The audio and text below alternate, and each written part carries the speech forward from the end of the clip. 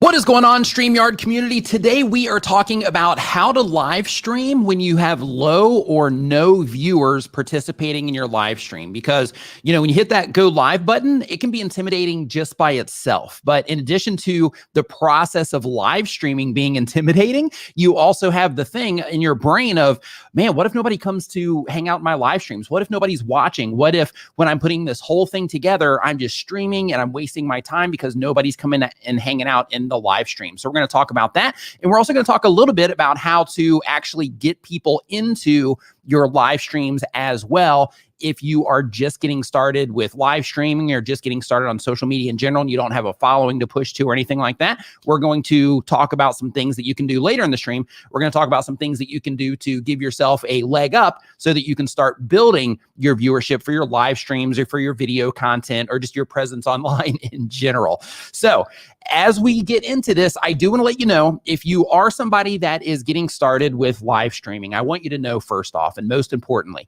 that it's normal to not have anybody show up in your live streams when you first get started, or just to have a few people trickle in. Maybe they don't stay in for a long period of time or they leave.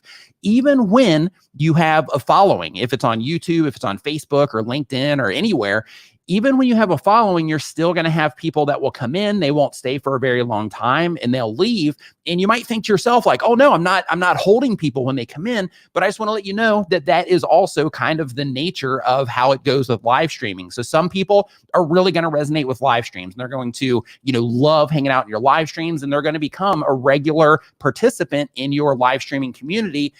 But there's also going to be people, if you mix live streaming content with video content, there's going to be some people that just don't vibe with live streaming, and those people will come in and watch your video content if you make it. But if you are only live streaming, just know that, people are going to come in, they're going to get what it is that they, want out of that particular stream. And then once they are finished with that, then they're going to be done. But those types of things are why it's important to make sure that you have outlines and things like that so that you can kind of take people through a process. But we're going to get into that here in just a little bit. So the very first thing that I want you to know is that as you start live streaming, if you don't have anybody watching or anything like that, like I said before, it's normal. So I just want you to be patient and don't look at it from the perspective of, oh, I'm a failure, I can't get anybody to watch my streams or anything like that, because you can. It's just a process that you have to go through. And we're going to talk a little bit about that here later in the stream.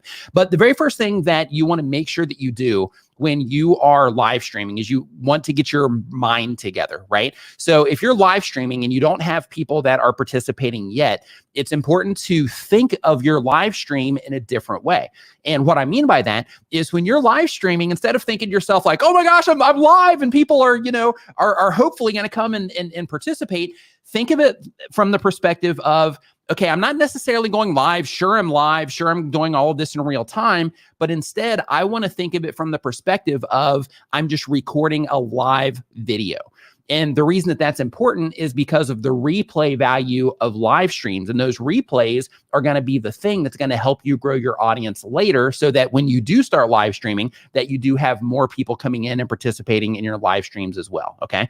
So the very first thing is just to change your mindset from I'm live streaming to I'm making a live video. So I still want to be entertaining. I still want to be informative. I still want to be engaging. But this particular piece of content, since nobody's watching it live, there isn't a live experience for the viewers yet. So because of that, I'm taking the approach with this of I'm making a live video. Okay. So you're making it for the replay. It's a live video that you're going to leave on your YouTube channel or on your Facebook or wherever it is that you happen to stream. You're going to leave it there so that people can find that live stream later as a piece of video content.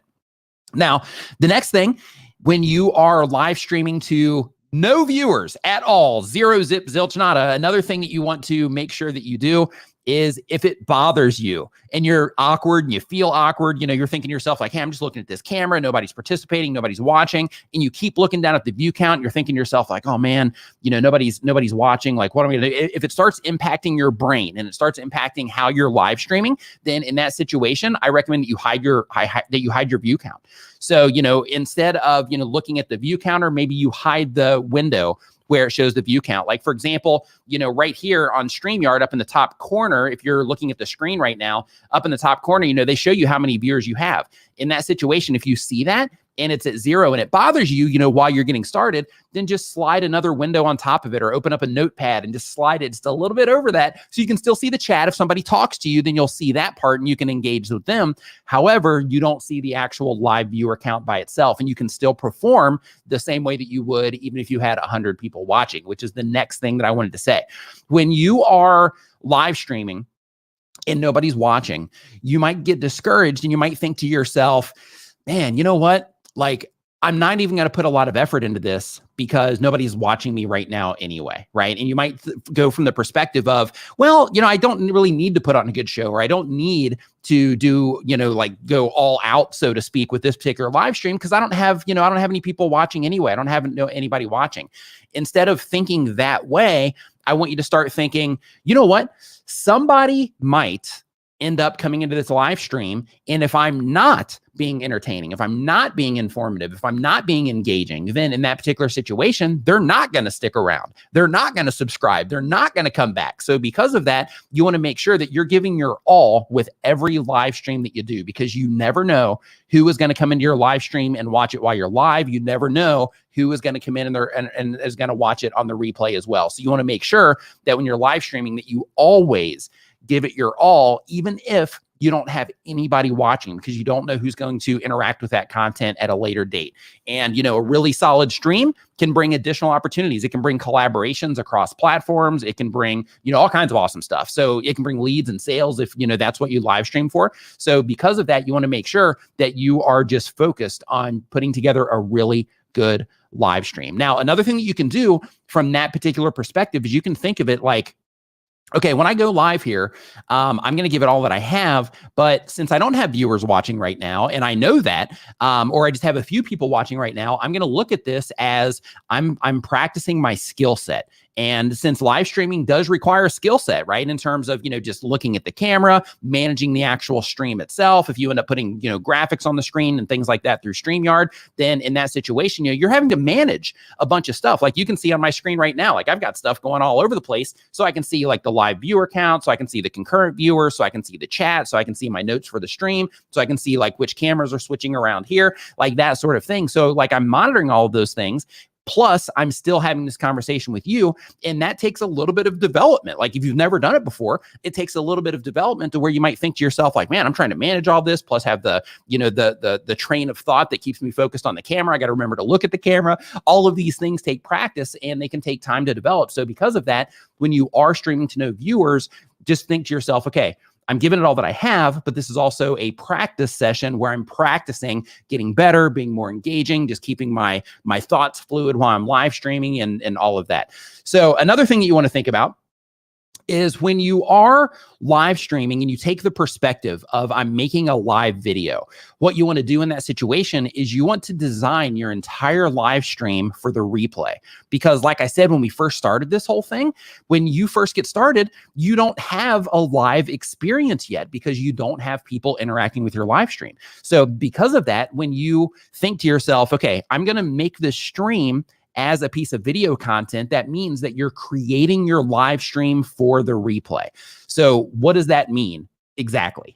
Right. Let's get into some actionable stuff here too with this. So what does that mean exactly? So the very first thing is you do not want to add a countdown timer in any way, shape, or form to your live stream. If you are streaming for the replay, then don't add a countdown timer, because you're going to either have to go back in to your live stream afterwards. You're going to have to cut it off, because if you don't cut it off, it's going to destroy the replay value of your live stream, or you just don't use it. And then you come in live and as soon as your live stream starts, you come in and you don't have that countdown timer, which makes it a better replay experience for the people that are coming into your live stream. Now, another thing to think about as well, I'm sure you've seen plenty of YouTube videos. From me, if you came here from my channel, on the Streamyard channel, on any videos that you watch on YouTube, or a lot of the videos that you watch on YouTube, when the video first opens up, they grab a viewer's attention. We call that a hook. Okay. We do that in live streaming. We do that in video content. People even do it in podcasts. People do it in written format as well when they're writing blog posts and that sort of thing. And the idea of a hook is you're using that to grab the viewers or the readers or the listeners' attention so that when they are interacting with what it is that you're doing, they can quickly and easily understand what's in it for them, right? You're telling them, hey, this is what the live stream is about. This is what it is that we're doing, or this is what this video is about, or this is what I'm going to teach you, or this is what I'm going to share with you, or this is the game that we're going to play, and this is the thing that I'm going to try to accomplish in the game, whatever it happens to be for the type of content that you make. You want to make sure that when you first go live, as soon as you hit that go live button, you start communicating and you start making sure that you add a hook to your live streams when you're making them for the replay, so that when your live stream is finished and you go back through and you optimize everything for your live stream, which I'm going to talk about here in just a little bit as well. But when your live stream is finished, then you do not have to, go in and cut that stuff off, and it makes it a better experience. So if somebody's looking around YouTube, and we're just going to use YouTube as an example because I'm streaming this right now to YouTube, and if you come here from my channel, then you're on YouTube, as a majority. So because of that, when you are, live streaming to YouTube, in that situation, when somebody clicks on your video from a home page, or they click on your video being recommended next to, or your live stream replay being recommended next to another piece of content, as soon as that live stream opens, you want to be able to grab their attention, right? And if you can grab their attention and you can get them a little bit involved with what it is that you're doing, then your opportunity to convert that person into a subscriber or just as a participant in your live streams is going to be drastically increased, because you're telling them exactly what's in it for them, just like a piece of video content would do on YouTube as well. So you want to make sure that you are grabbing their attention when they first come in and they actually start your live stream. Now, another thing that you want to do after you create that hook is you want to make sure that you have your live stream organized. Now, some people, I don't know who they are, but some people will actually script out an entire live stream, word for word. They'll script it out. They'll read it off of a teleprompter or something. If that's your jam, then do that. Do that with your live stream so that you can make sure that you take people through a process. You can see if you're actually watching this right now, this right here, which is a little bit bright. I need to turn down the exposure on this a little bit, but this whole thing right here is my notes for this live stream right now. And it's all bullet point format so that I can go through and I can basically look at my notes at a glance to make sure that I'm going through a sequential order of the information that I'm sharing with you today. So what you want to do in your situation, if you're live streaming to no viewers and you're live streaming for the replay because you're taking the mindset of I'm making a piece of video content live, then in that situation, you want to make sure that your live stream is as structured as possible, because when it's structured, then people are more likely to actually stay in tune with your live stream or stay, watching your live stream. And it keeps you from just kind of going all over the place with whatever it is that you're doing in your stream. So when you have those bullet points or you have those very specific things, let's say that you're a gamer and you have these specific things that you're trying to accomplish in the game and you're sharing that with your audience, write those down, right? Have those bullet points of exactly what it is that you're trying to accomplish. If you're a marketer or you're sharing any type of information, have the bullet points of exactly what it is that you're going to share in that video, and also define like, okay, these particular things I'm going to be sharing, why are these actually important to the viewer? Why would these matter? So that you can make sure that the information that you're sharing is also valuable as well. And also think the hook that I'm giving this particular live stream, because I'm streaming for the replay, this structure that I have with all of these bullet points or this script that I put together, this particular structure, I have to make sure that it serves that hook so that the viewers are getting what it is that they want from my live stream replay, since I'm streaming for the replay, since I don't have viewers yet in my live stream. Okay. Now, another thing that you want to make sure that you are doing in your situation, if you don't have live viewers, and this one is for the long game. Okay. And what I mean by that is the thing that I'm getting ready to tell you here, it kind of goes against what live streams are typically all about, right? Live streams, typically, they'll run from like 30 minutes to an hour, right? They'll run from 30 minutes to an hour. In some cases, they'll go a lot longer. But the idea that I'm getting ready to share with you is for the sake of discovery on YouTube specifically. So if you are a YouTube content creator, when you are live streaming and you're just getting started and you don't have anybody interacting with your streams yet, stream shorter. Don't stream for 30 minutes. Don't stream for an hour. Think of like, okay, I'm gonna go and I'm gonna practice my live stream for 10 minutes, and I'm gonna practice making a video on the fly, right? And I'm gonna make it like a 10 to 15 minute video, so that the commitment that a potential viewer has when they see that particular video, like let's say they click on it because the title and the thumbnail that you put together for that particular piece of content resonates with somebody that you're trying to reach. It shows up on their homepage and they're like, oh, I'm interested in this. And then they click on it, but then they look at the actual video player and they see, wow, this is like an hour long. I don't know this person. I don't know what's going on here. Of course, you've hooked them, hopefully, to pull them through a little bit longer. But when they see that, if they're not familiar with you, that might be a considerable commitment. So because of that, think like, okay, I'm going to stream for like 10 to 15 minutes because I'm making a video live, right? Because you're doing it for the replay so that you can build your audience up so that when you go live in the future, that you do have people participating in your live streams. So you want to make sure that you are making your live stream shorter for the sake of discoverability on YouTube, and so that when people are interacting with your content, once they click on it or when they see the timestamp on YouTube, the commitment that they have to make to what it is that you are doing is not very big. Okay, that's the idea there. Another thing that you want to make sure that you do when you are streaming for the replay specifically, because we've already went through the no countdown timers, starting immediately, having a clear plan and following it, keeping your stream shorter for the sake of discovery. But you also want to make sure that you are ending your streams with recommendations to additional content. So let's say that all you do is live stream. And I'm going to be doing a Q&A here later. So if you have any questions, make sure that you just go ahead and write them down, because we're going to be doing that here in just a little bit. But basically, when you are live streaming and you have additional live streams that have followed these instructions in terms of keeping them a little bit shorter, you're hooking viewers, you're delivering very specific value and very specific information with your live streams, or doing a very specific thing that is a good fit for the people that you're trying to reach, then at the end of your live stream, because you can post optimize your live streams, which means that when your live stream is finished, you can go in, you can update thumbnails, you can trim, maybe a little bit off the front if you need to, or a little bit off of the end, but you can also go back and add cards, which is the little thing that pops up at the top of the screen recommending other videos to people. You can also add end screens to your live streams as well. Now, inside of StreamYard, they do have the option under the brand section, they have the option to where you can add a background. So if you want to, you could even go into StreamYard, you could upload an end screen graphic to that background, and then you can just remove yourself from the stream. And when you remove yourself from the stream, you would have the graphic that would have the placements there with like your brand and all that. And then you'd have the placements there for additional content that they can go into, or you can skip all of that. And you can do it the easy way to where you would simply say something along the lines of, hey, you watched a live stream, where I showed you how to do X, Y, Z. I have more information about that in this video right here. You can go ahead and click and watch that now. And then that's it in your stream. So the idea of what you're doing is you are creating an entire process that somebody can go through. You've hooked them, grabbed their attention. You are building a structure and taking them through a particular process, through whatever it is that you are sharing, the type of content that you do.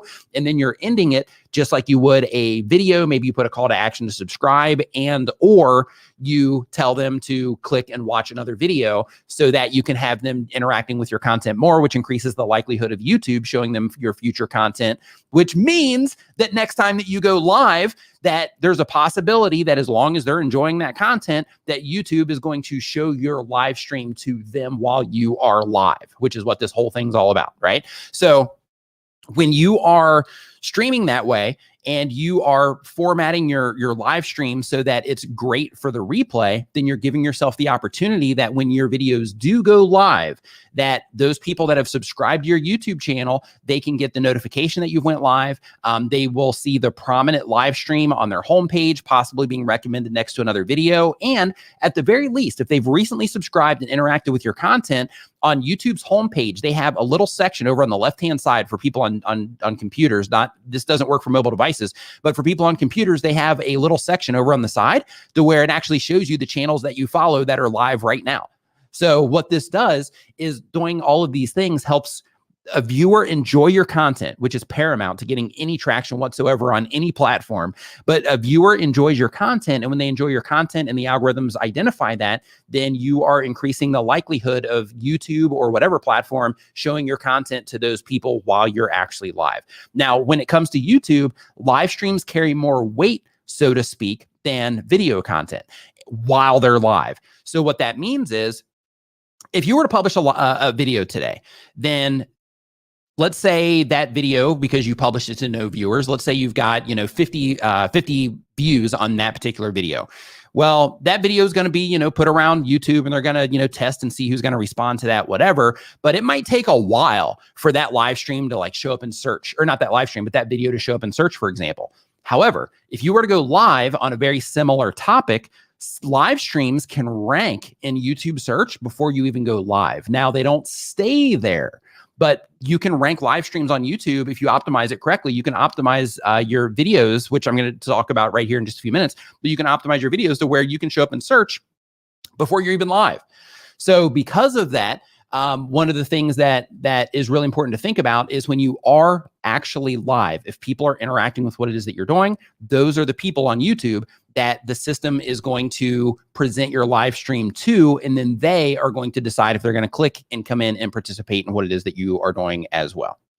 Now, another thing that you want to think about is if you do not want to stream alone and you're like, you know what, I just don't want to do it with no viewers. Because some people, they're like, hey, why am I even doing this? I don't want to do the whole, making it for the replay thing. So what if I just want to stream, but, I don't want to just be 100% alone? What can I do?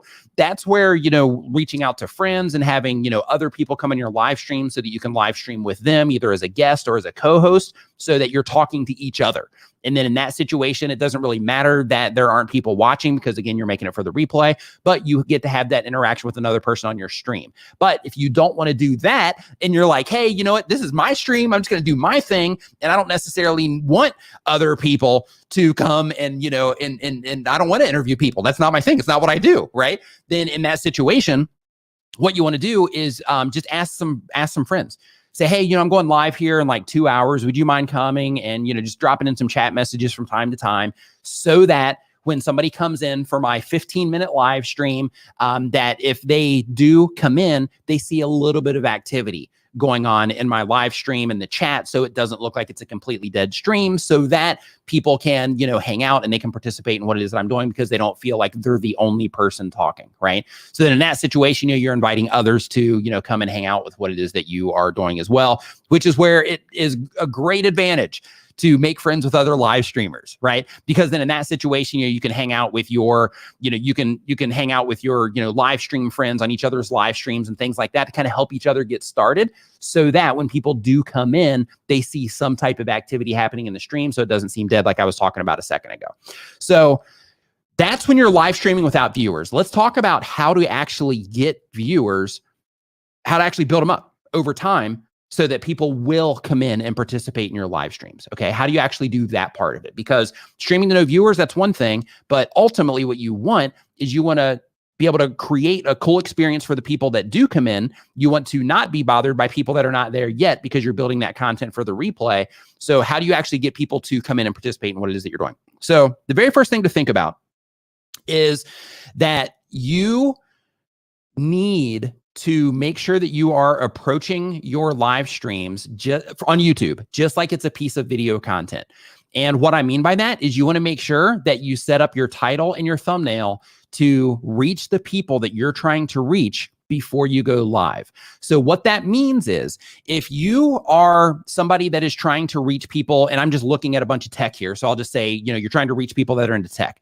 If you're trying to reach people that are into tech, then you want to make sure that your thumbnail has tech related things on it. If you're talking about a specific thing, let's say, for example, I'm talking about a Stream Deck, then in my live stream, then in that situation, I want to make sure I got a Stream Deck in my thumbnail, because that's what I'm talking about. And that's a thing that the people that are interested in Stream Decks or just technology, around, live streaming this example, because that's what I'm doing. That's why I use that reference. But basically, for those people, whoever it is, if you're live streaming baseball practices, or you're live streaming baseball coaching or boxing, or, or any type of information, whoever it is that you're trying to reach with that, make sure that with your title and that with your thumbnail that you are clearly expressing that your live stream is for them through your title and thumbnail. So what I mean by that is you want to make sure that you are using imagery that is going to resonate with the people that you're trying to reach. So a great example that I like to give for this is, let's say that you're somebody that is just a huge baseball fan and you have a YouTube channel or a social media presence where your entire thing is about baseball, as an example. Then in that situation, what you want to do is, even if you're not on the field, even if you're just sitting in an environment like I'm in right now, and you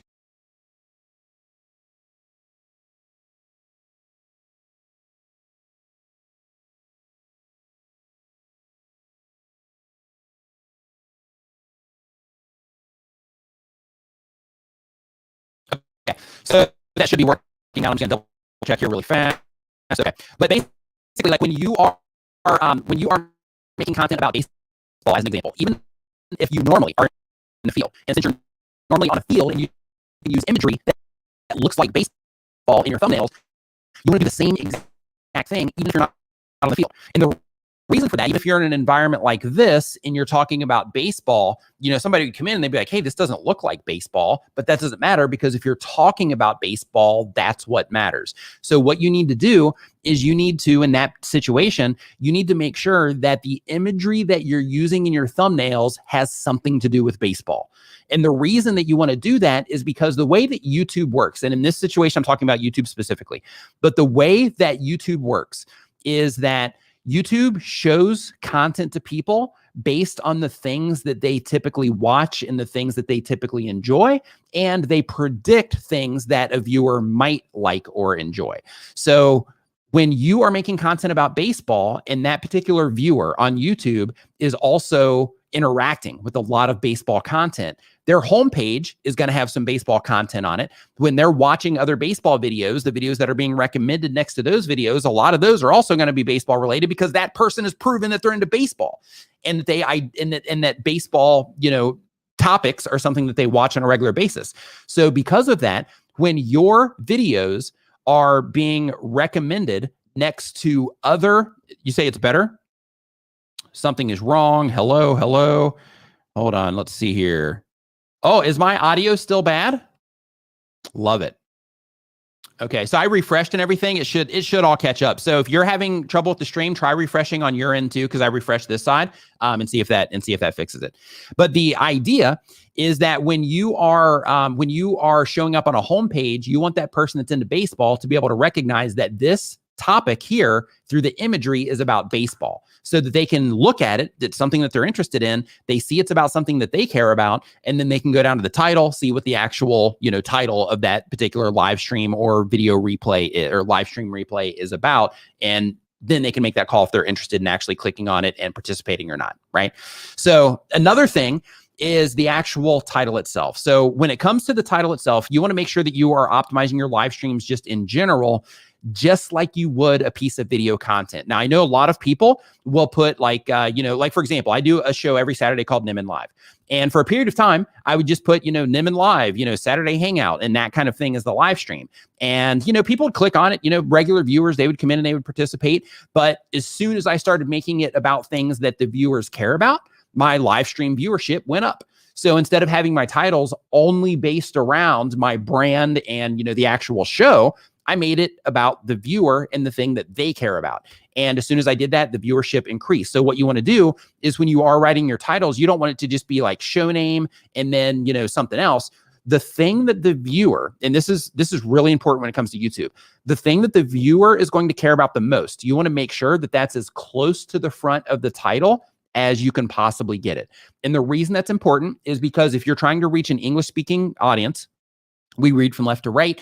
The thumbnails grab our attention. We drop down to the title. And the very first thing that you want them to see, or as fast as possible anyway with your title, needs to be something that's relevant to them and the interest that they have and the thing that, would them to click on what it is that you're doing, right? So in the case of the baseball content, it needs to say something that a baseball person would understand. That could be a team that you're talking about. That could be a player that you're talking about. That could be the word baseball, anything like that. But with whatever type of content it is that you make, it just needs to be about the thing the viewer cares about. Now, another quick optimization tip that I have for you with the titles as well, make sure that the thing that is the most important to the viewer is as close to the front of the title as possible, and make sure that it's, no matter what, that it's within the first 50 characters of the title as well. Because if you look around YouTube on a mobile device and on desktop computers, YouTube cuts off titles, truncates them right around the 50 character mark. So you want to make sure that your title's optimized for that. So the thing that the viewer would care about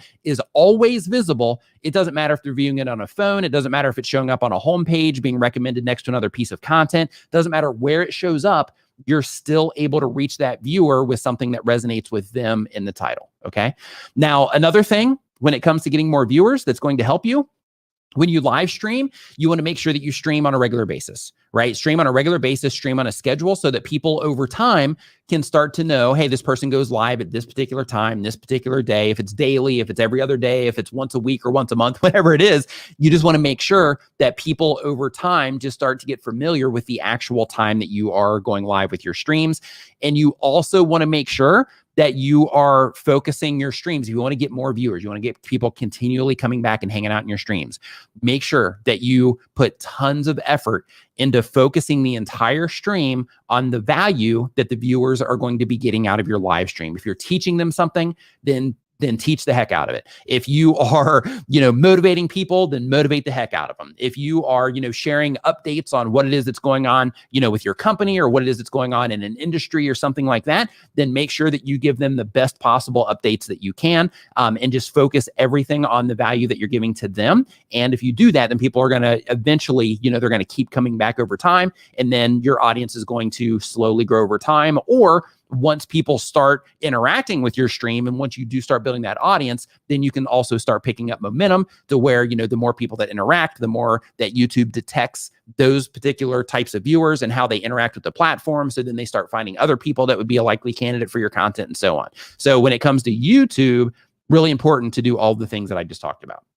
So now I want to hop into Q&A. So, if you have any questions about YouTube, and you have any questions about YouTube as it pertains to video content or live streaming content, I'm cool either way. But I want to answer any questions that you have about any of the stuff that I just talked about, and any questions that you have about YouTube specifically, because YouTube's my jam. I love it, obsessed with it. But anything that you have about YouTube specifically, or video or live streaming content, feel free to ask any questions that you have, and I will do that. So, as this example right here, and my thing just flickered again. I might have just lost my audio again. Is it still there? Yep, still there. Good. So like in this situation, Roaming with Rover says, I only clicked here because of the title, right? So in terms of, this particular live stream, that would have been one viewer down if we had a different title, or if we didn't. If it was just like, Streamyard community stream, right? Then we would have just been one viewer down if Roaming with Rover here wouldn't have clicked on that, right? So John Pullum says, do you ever sleep, Nick? Absolutely, I do. I actually sleep like a baby. I try to get between like 8 or 9 hours per night. Lately, though, so the place that I moved into, we have chickens next door, and or roosters, I should say. So we're kind of like out in the boonies a little bit. And the house right next to us, after we were already here, they built their house, and then they brought in some roosters. So because of that, literally our bedroom's here, and then we have like a little bit of a gap before we get into, their area. And then they have roosters like right on the edge of their area. So I've been delighted to, start waking up with roosters, even though I go to sleep very, very late in the AM. So that part hasn't been fantastic, but I still try to work and sleep. I got earplugs and all that, so I'm working around it. Let's see here. Guitar giveaway channel. Thank you for the kind words, saying that the audio is nice and clear. So Brennan Dopp says, what is the best time length for going live? So it depends on the content that you're putting out on your YouTube channel. But what you want to think about is, just like video content, is how long does it actually need to be? Like, for example, the live streams that I do here on this channel are typically an hour. The live streams that I do on the TubeBuddy channel are typically an hour. But when I live stream on my channel, it's typically 3, 4, sometimes 5 hours. We streamed up to 7 hours on my channel. And the reason for all of that is here, the hour, and same with the TubeBuddy channel, is the hour gives enough time to be able to, share some solid information. plus get some Q&A in to be able to clarify any information or just add some additional value, if possible, with that extra, 30 minutes. If you are participating in my Nimin Live every Saturday, that one, it goes for as long as I can until I start to get tired, because that entire stream is based on Q&A. So the audience drives the direction of the stream. So I'll just sit there and answer questions for hours straight. And then I'll bring on some guests. They'll help answer questions. We'll have some banner going back and forth. And then after a certain period of time, it's like, okay, starting to get tired. This whole thing's kind of drying out. So then, let's go ahead and cut the stream. So what you want to do is you just want to experiment with your audience and see what they respond to best. If you find that your audience responds to 30-minute streams best, then do 30-minute streams. If you find out that they respond to 1 hour long streams best, then do 1 hour long streams. If they respond best, if you can only hold people for 15 minutes, then in that case, then start making your streams 15 to 20. And then just keep pushing it in terms of the length itself. If you want to stream for a longer period of time, then keep pushing it until you get to a point to where you're like, okay, people are only watching about this much on average. So because of that, I'm going to just stream for about that long. But keep in mind, depending on how long you stream, what time you start streaming, things like that. Because, all of this stuff is on the internet and it's on a global platform essentially. So because of that, people are going to be waking up at different time zones. Some people stay up late, some people get up early. So you also want to think about exactly where it is that you're streaming to and who it is that you're streaming for. So as an example, in my particular case, not to use myself as an example because you're watching me right now, but in my particular case, I have a lot of younger people that watch my YouTube channel, and I also have a nice mix of older people as well watching my YouTube channel. So because of that, with my streams, I stream for a long period of time because it's on a Saturday morning, and a lot of people have a lot of free time on a Saturday morning. If I was streaming on a Monday afternoon, I would probably stream around noon Eastern time, just based on my demographics with my audience. I'd probably stream around noon Eastern time, and I would stream for probably an hour or two if I was streaming on a Monday afternoon. And I would try to do that, around lunch break time, so that any of the younger people, maybe they're taking a lunch break at school or something like that, and then for the older people, then maybe they're taking a work break or something like that, at least for that particular time zone. So that's what I would do in that situation. So in your case, a great time is just testing different times and seeing what your viewers respond to best, and also just considering other factors, like I was talking about, who is it that you're actually reaching, and what is also a great fit for them and the amount of time that they have. So another way to put that is, let's say that your content is reaching busy entrepreneurs. Then in that case, a 4 or 5 hour live stream might not be that fantastic for them because they're out there grinding, they're out there, hustling, doing their thing. So because of that, you might want to make it a little bit more concise, make sure that, you're jam packing the information in there, so that they can get what they need and they can get on with, the rest of their day, as an example.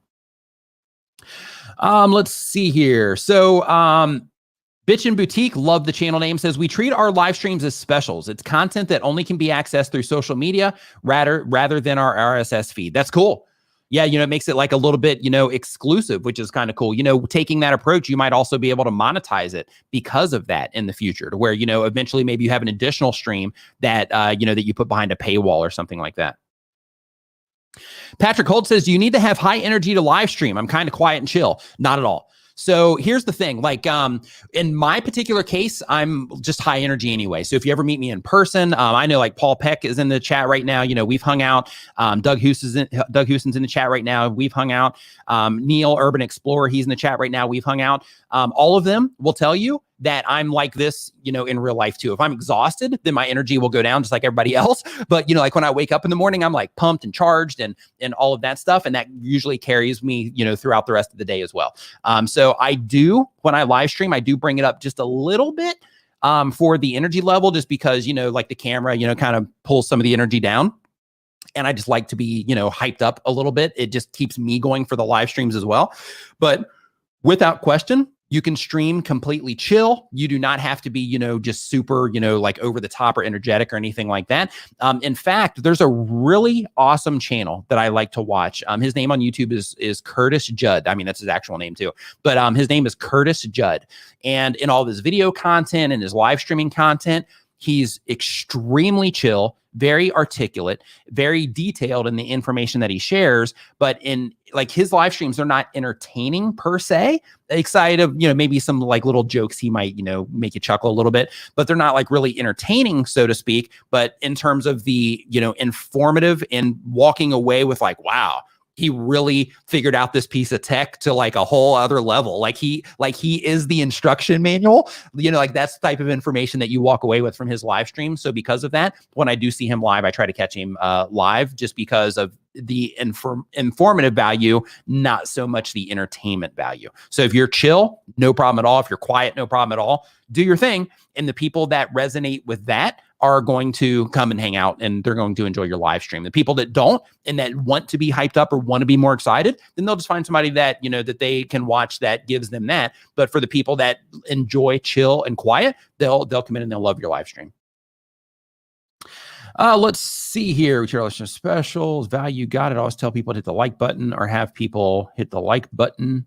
Yep. Telling people to hit the like button is definitely a win in terms of just engagement all the way together. So if you haven't yet, make sure you give this live stream a thumbs up. Let's see here. Are shorts a complete waste of time for long form content channel? This is a great question. And there's just tons of questions and just information going around about shorts right now. So I'm glad that you asked this. So when it comes to YouTube shorts, it's not that it's a waste of time for long form content channels, but what you have to think of as a content creator is how does this really fit into what I'm doing? And is it something that I need to leverage or should leverage for what it is that I'm doing? So for example, if you look at my YouTube channel, my main channel, I don't have any shorts there. I have a few channels that I've done some experimental shorts on. And then I have my Nim and Extras channel where I've made, I think like 2 or 3 shorts over there as well. And with those, I just put them out and just see, how people are responding to them just because I want that information so I can share it with others. But in terms of your content strategy and what it is that you are trying to do, if you think that doing a short from time to time would be something that would add value to the people that you're trying to reach or help you get in front of more of the right audience that might enjoy some of that longer form content, then do it from time to time. If you're like, you know what, short form content isn't my thing, and it's not something that, that I even want to make, and it's not something that I think that I would be able to, leverage in any way, then in that case, just stick to your long form content. That's totally fine.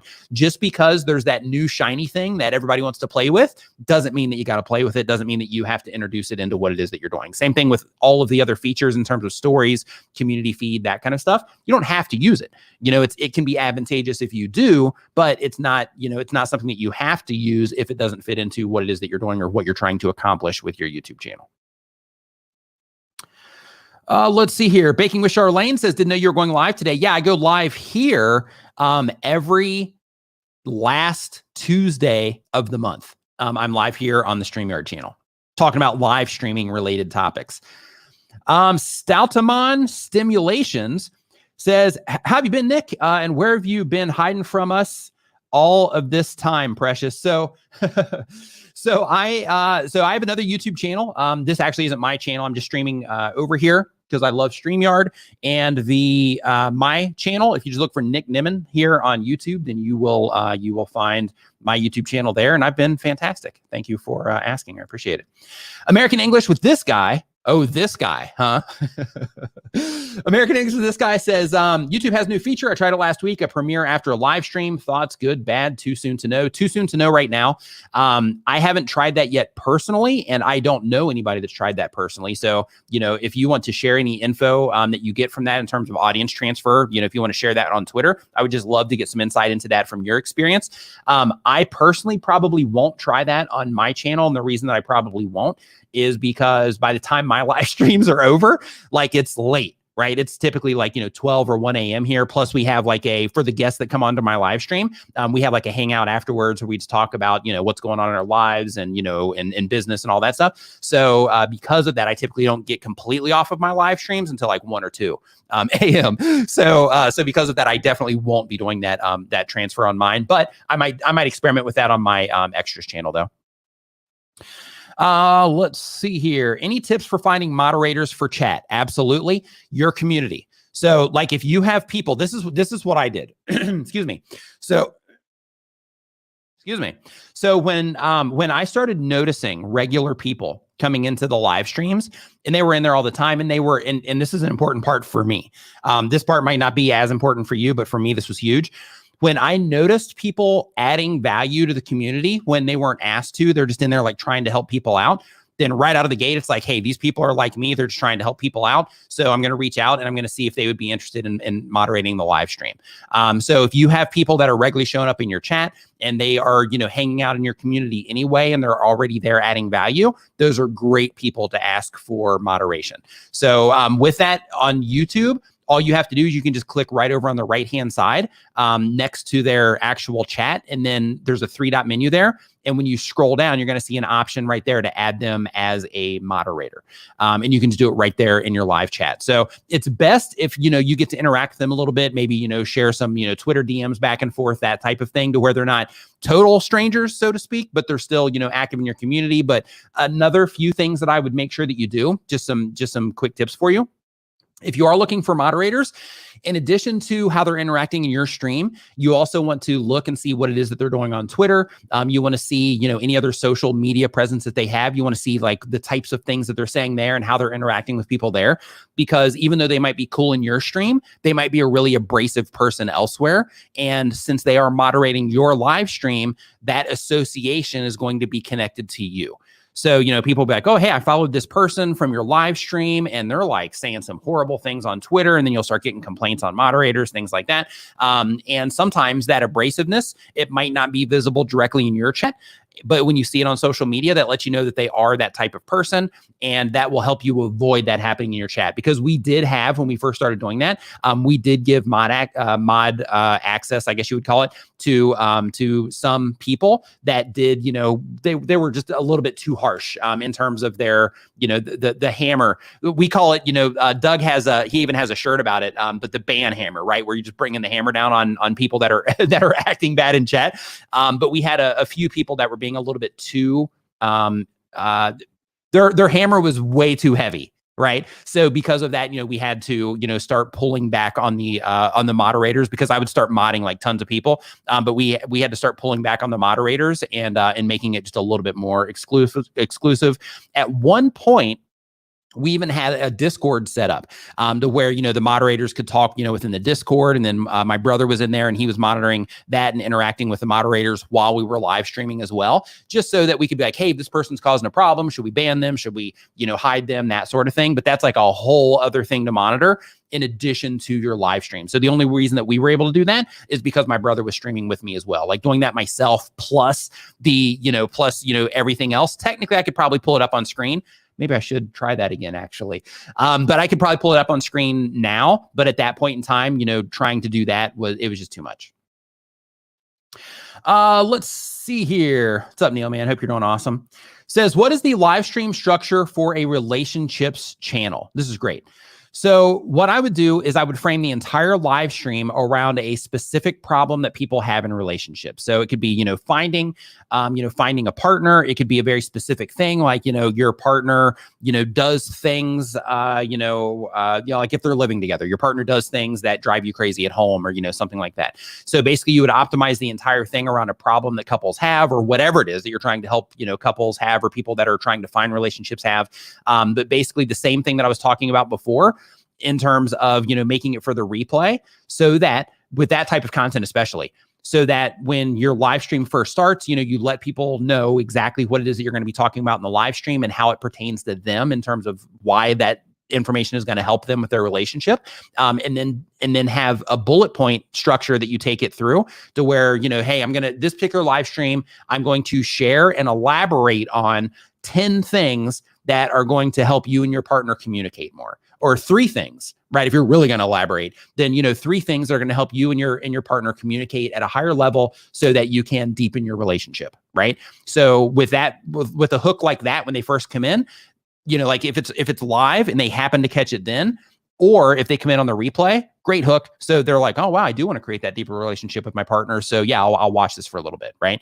Now, other things as well, and I should have mentioned this actually in the streaming with no viewers, but another thing that is also really advantageous is when you're live streaming, just occasionally retouching what it is that you're talking about. So like when you start your live stream with that hook, you're still doing that while people are coming into the stream, and people are always popping in and out of streams anyway, like once you start getting some activity. So because of that, just occasionally mentioning what it is that you are talking about in the stream as a win, even though it's in the title, it's in the thumbnail, all of that, just a quick refresher, like, hey, this is what we're doing. Like as an example, right now, this whole stream was based around, how to live stream when you don't have any viewers and how to fully get things together so you can build your audience over time as well. But right now we're doing a Q&A. So if you do have a question about any of the stuff that I talked about before, if you were here for that, definitely drop it in the chat. And if you have a question about anything related to live streaming and how it pertains to YouTube or what it is that you're doing with your channel, then, feel free to drop that in the chat as well. Let's see here. Does the Premiere video works if you're a new channel? It does, but I wouldn't use it. The reason that I wouldn't use Premieres as a brand new channel is because you don't have that audience yet. So the Premieres can also carry a heavy weight in terms of, like if you have a piece of video content, you have a live streaming piece of content, and you have a Premiere piece of content, the video carries a little bit of weight. The live stream carries tons of weight because you're live at that time, and the premieres also carry a lot of weight, which means that the people that are interacting with your content are extremely likely to see that presented to them somewhere on the platform if they happen to be on the platform when you're doing that premiere, when the premiere is getting ready to happen, or when you're live streaming. Let's see here. We've got next up on the list, scrolling down here, looking for more questions. If you do have a question, please put a Q in front of it just so I can identify that, it's not you talking to others, but it's, directly targeted towards me. So definitely put a Q in front of your question. So ProPexel says, I like your voice and energy, and I can't stop watching your live stream, even though I don't comment all the time. Super cool. Thank you for the kind words. And I'm glad that you are enjoying the stream and the content and the sound of my voice. That's pretty cool.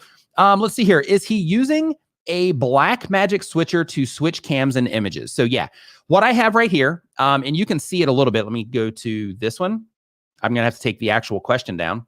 But this right here is the switcher. It's a ATEM Mini Pro ISO, and that's what I'm using to switch between everything. You'll also see the interface for this here. So if I want, I can actually click on this interface as well without having to click on the actual box, and it'll switch the cameras through this interface also.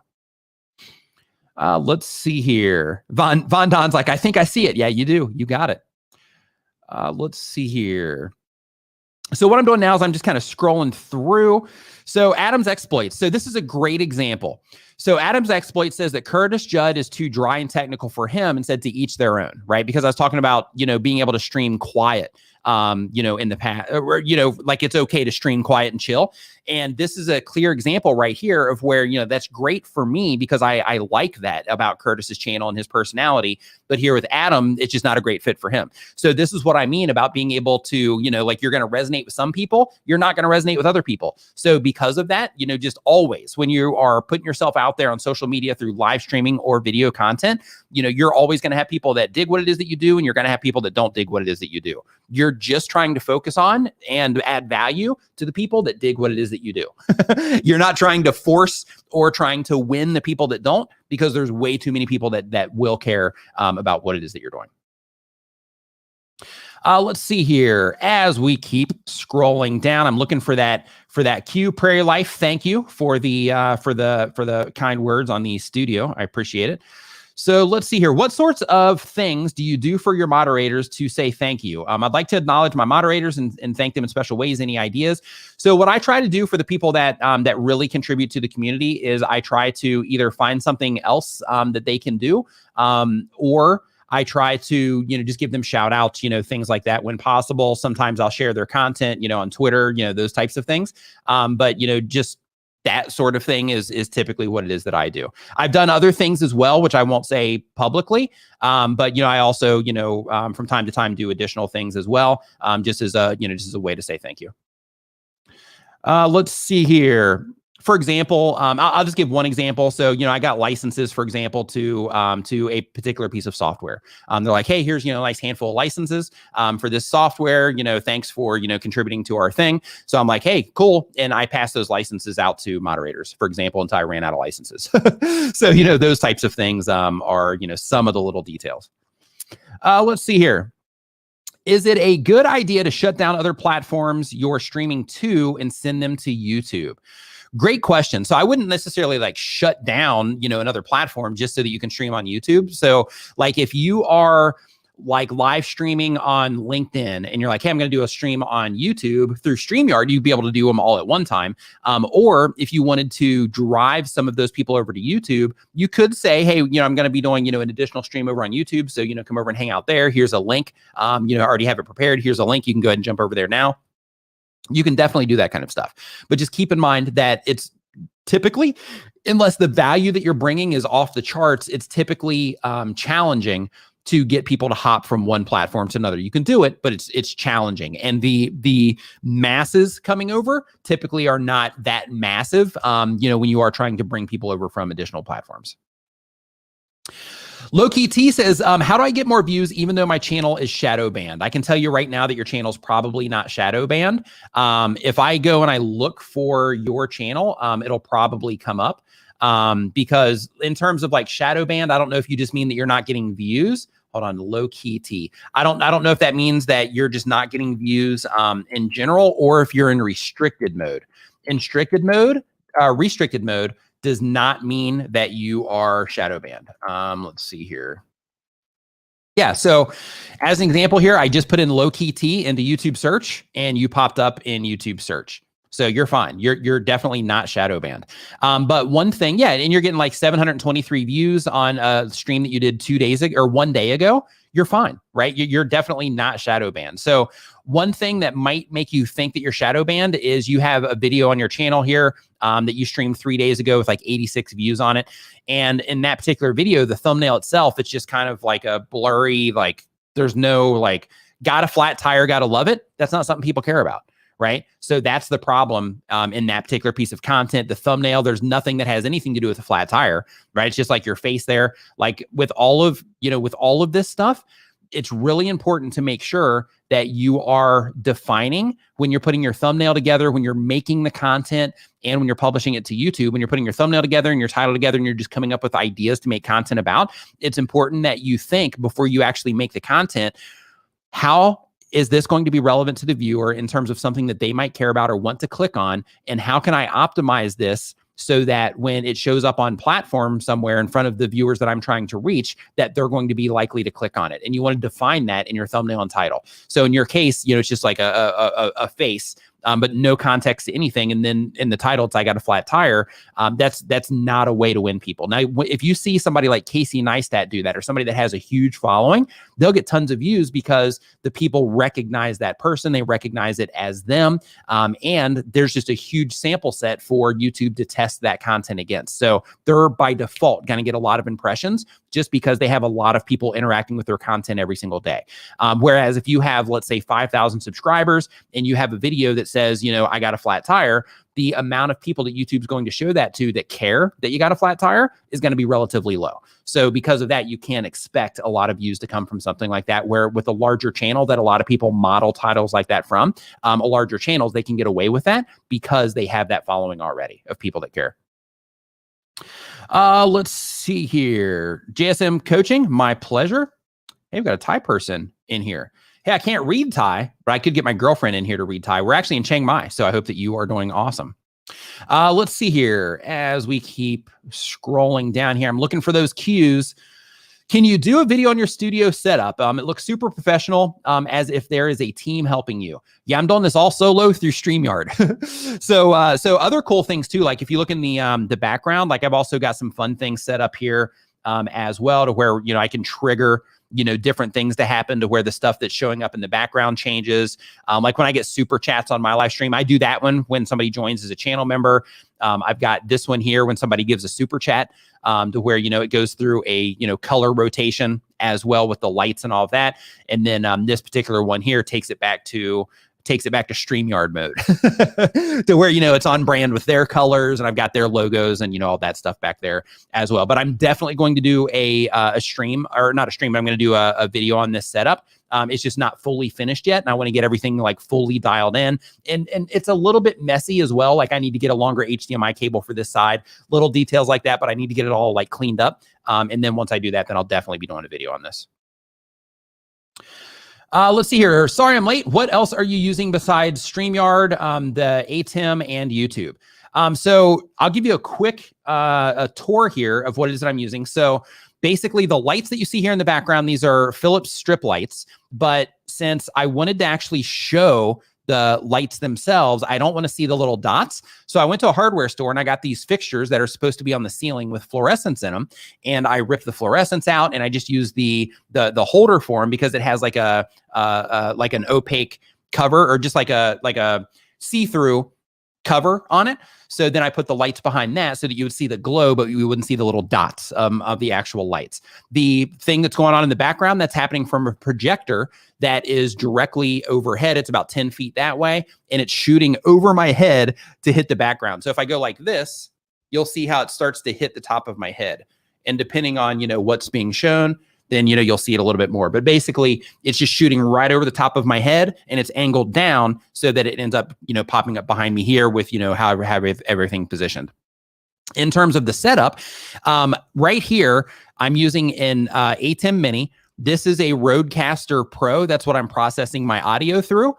The camera itself right here, this one is a Sony A5100, and it has a Sigma 16 millimeter 1.4 lens on it. This camera here is a Sony A6500 with that same lens, a 16 millimeter 1.4. This shot here is a Sony A6500 with a 35 millimeter Sony lens on it. It's a 1.8, I believe. You can see a laptop computer sitting over on the standing desk over there. That has OBS running on it, and this is what I'm using to actually run the background. So that laptop is going into the projector, which is projecting the scenery on the background. And then this right here is just a GoPro. So I have this here just as like another, camera to break things up a little bit, so I don't have to use another, my other Sony camera for that. So, and then the monitor, this is a Samsung Odyssey G9. So it's an ultra wide. It's a curved ultra wide that allows me to put, all this stuff all over the place, so I can fully monitor and check everything it is that I'm doing. And then I'm not sure if you can see it or not. I'll move out of the way. But this is a Stream Deck to trigger the background. And then this is another Stream Deck that I use from time to time for my actual live stream to change lights and, that sort of thing as well. So in a nutshell that I can think of, I think that's the entire setup. Yeah. Oh, and I have Godex lights as well. So the light behind this TV that has the Streamyard logo on it, this glow that you see right here, this is coming from a Godex tube light. And it's exactly like the one that you see right there that's kind of back against the wall. It's just a tube light. It's about this long, and Godox make those. So that's the whole setup. And this is running through a PC, a tower, a custom built tower PC. Let's see here. As we keep going down, we've got looking for questions here.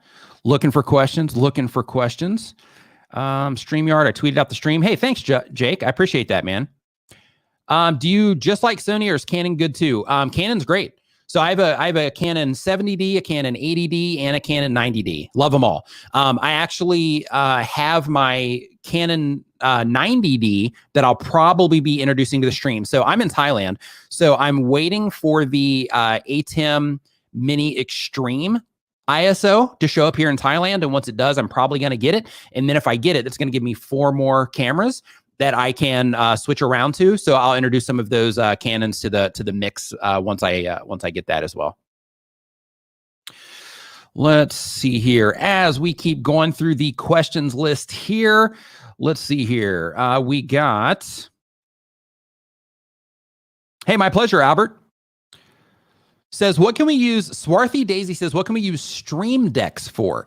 So Stream Decks, look at Stream Decks like they are hotkeys. And what that means is that you can assign individual functions to each key that's on a Stream Deck. They have different options. They have an XL, which we use in the other studio. They have the normal Stream Deck, which is this one right here, and then they have the Stream Deck Mini, which is this one right here with only 6 buttons on it.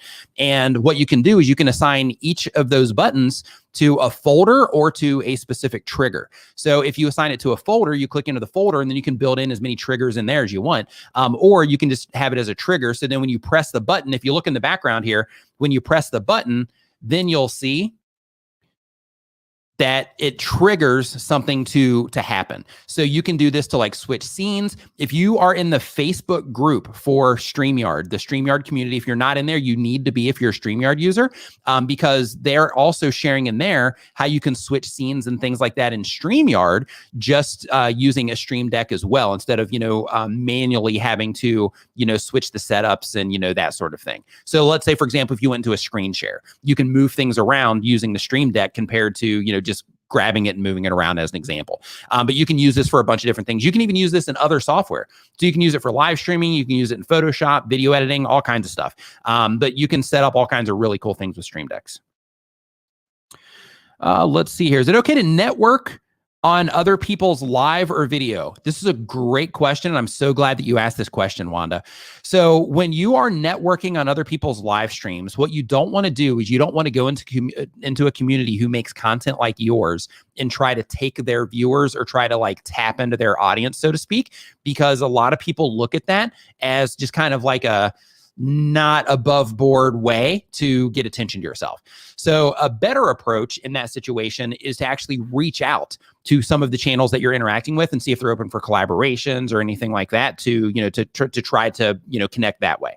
But in terms of, hey, I'm hanging out in the StreamYard live stream right now. There's a bunch of live streamers here. I love live streaming. Everybody here likes live streaming. So because of that, let me start interacting with some of the people here. Maybe I can make some other friends that are live streamers so that I can, chat with them off of YouTube, off of, Twitter. Maybe we can send some DMs on Instagram, or maybe we can send emails back and forth, or maybe we can meet up for collaborations or just for coffee and talk about live streaming and making content and all of those things. So, if you're doing it for the sake of making, friends who are also doing similar things to you, live streaming, making video content, that kind of stuff, or they're just into what it is that you're doing, then absolutely use live streams for that. But in terms of tapping into other people's audiences, that's typically something that's frowned upon. And I know that, a lot of people will actually ban people once they identify that people are there doing that. Let's see, as we keep going down the list here. All right, we have some questions here. What's a good camera to get started streaming on? Is a Logitech C920 good? A Logitech C920 is fantastic. And with the Logitech C920, one of the things that are really cool with the Logitech C920 is that that you can fine tune it. So just like with anything else, it's really important to make sure that when you're thinking of your live stream camera, that you're also thinking of the lighting as well. So the reason that's important is because even with this camera, if I turn on the room lights, it's going to look completely different. Okay, that one probably killed the audio. I just had a power flicker, and I think that one probably, no, I'm still going, sweet. So basically, even if I turn on the room lights with this camera, which is a good camera, or any of the other cameras in here, they're all good cameras with the exception of this GoPro, it's okay. But with all of those, if I turn on the room lights, it's going to be a completely different thing than fine-tuning the light based on what I want things to look like. So with the Logitech C922, I streamed with that, or the C920, I streamed with that, or was it the 920 or the 922? Both are great, but I streamed with either the 920 or the 922 for a really long time. And since it comes with the Logitech software, it allows you to adjust the contrast, the saturation, the sharpness, the exposure, all of that stuff. So you can really fine tune it to make it look awesome. Like you can make a C922 look like a pro camera for the people that are watching on phones, because, on phones, everything comes out small, right? It'll look good on desktop computers as well, but on a phone, it'll look fantastic if you take the time to actually dial in the settings for it and you take the time to light everything properly. So in addition to the camera, think lighting. And my brother D, on the StreamYard channel here, he actually has a video about setting up your lighting properly and how to make your scene that looks just like blah, how to take that and just using lighting by itself make the stream look awesome. So definitely make sure that you check out that video. It's here on the live streaming channel. So Chanda Stagal says, when I go live, I get 2 to 3 people who don't interact. Would it be better to wait to go live after the channel grows? What's the value in streaming to a small audience? Replay gets 15 to 20 views. Okay, so first, you're going to get a lot of people over time that just like to listen to the live streams, or they just like to watch, but they don't like to participate. That's just the thing that, like tons of people do that. In addition to that, when you are streaming, try to get them to engage. And one of the ways that you can do that is ask them questions that they can leave an answer to in the chat. So for example, I was asking you, hey, if you got a question, just drop it in the chat, blah, blah, blah. So that allows me to be able to identify the question and then answer your question directly. And if I didn't ask that, if I didn't say, hey, if you got a question, leave it in the chat, then you might not have even known that it's okay to ask questions in the chat, or you might have seen other people do it and I started to ask from there. But the idea is that you are you want to make sure that you are trying to get people to interact, but people won't always interact. So when you are streaming, and the value in streaming to a small audience is one, and you won't fully resonate with this until you have a larger audience. But when you're first getting started, the connection that you can create with the people that are interacting with what it is that you're doing, people that are interacting with you, the connection that you create with those people, you're going to carry that through your entire career making content. And it's because you have more time to give conversations to those people or have conversations with those people.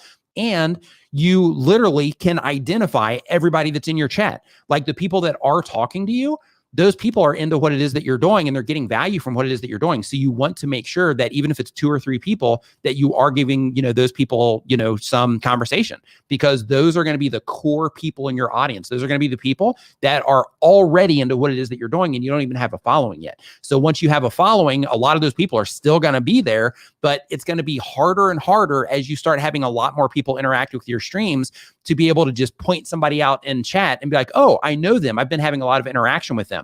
But those core people that have been there, so to speak, since you started your channel or since you started streaming, those people are going to be the ones that you're always going to be able to identify. You're always going to have like a little bit deeper of a connection with them because they've been around for a long time and you were able to develop that relationship more.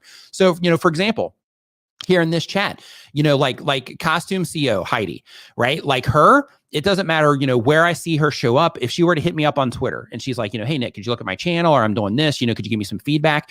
Because we were able to have that, conversation a long time ago and she's been around for so long, for me, if I see her message come in, I'm going to like rush to answer that message. Whereas if it was somebody just, randomly hit me up that was participating in a stream, it's like, I don't even know them yet, or maybe I haven't even noticed them in the chat yet. So because of that, giving that person that, that DM time, so to speak, might not be as, for me, it might just be kind of like, I have, I don't really know that person. But with Heidi, like, even though we've never met in person, like, I feel like I know Heidi, like, I feel like I know, about what it is that she's doing and things like that. So because of that, my connection to her is deeper because she's been around for so long before my audience was huge. So, as your channel grows, it becomes more and more difficult to create those types of relationships because, when things start scaling out, it just becomes a lot more difficult to manage and start generating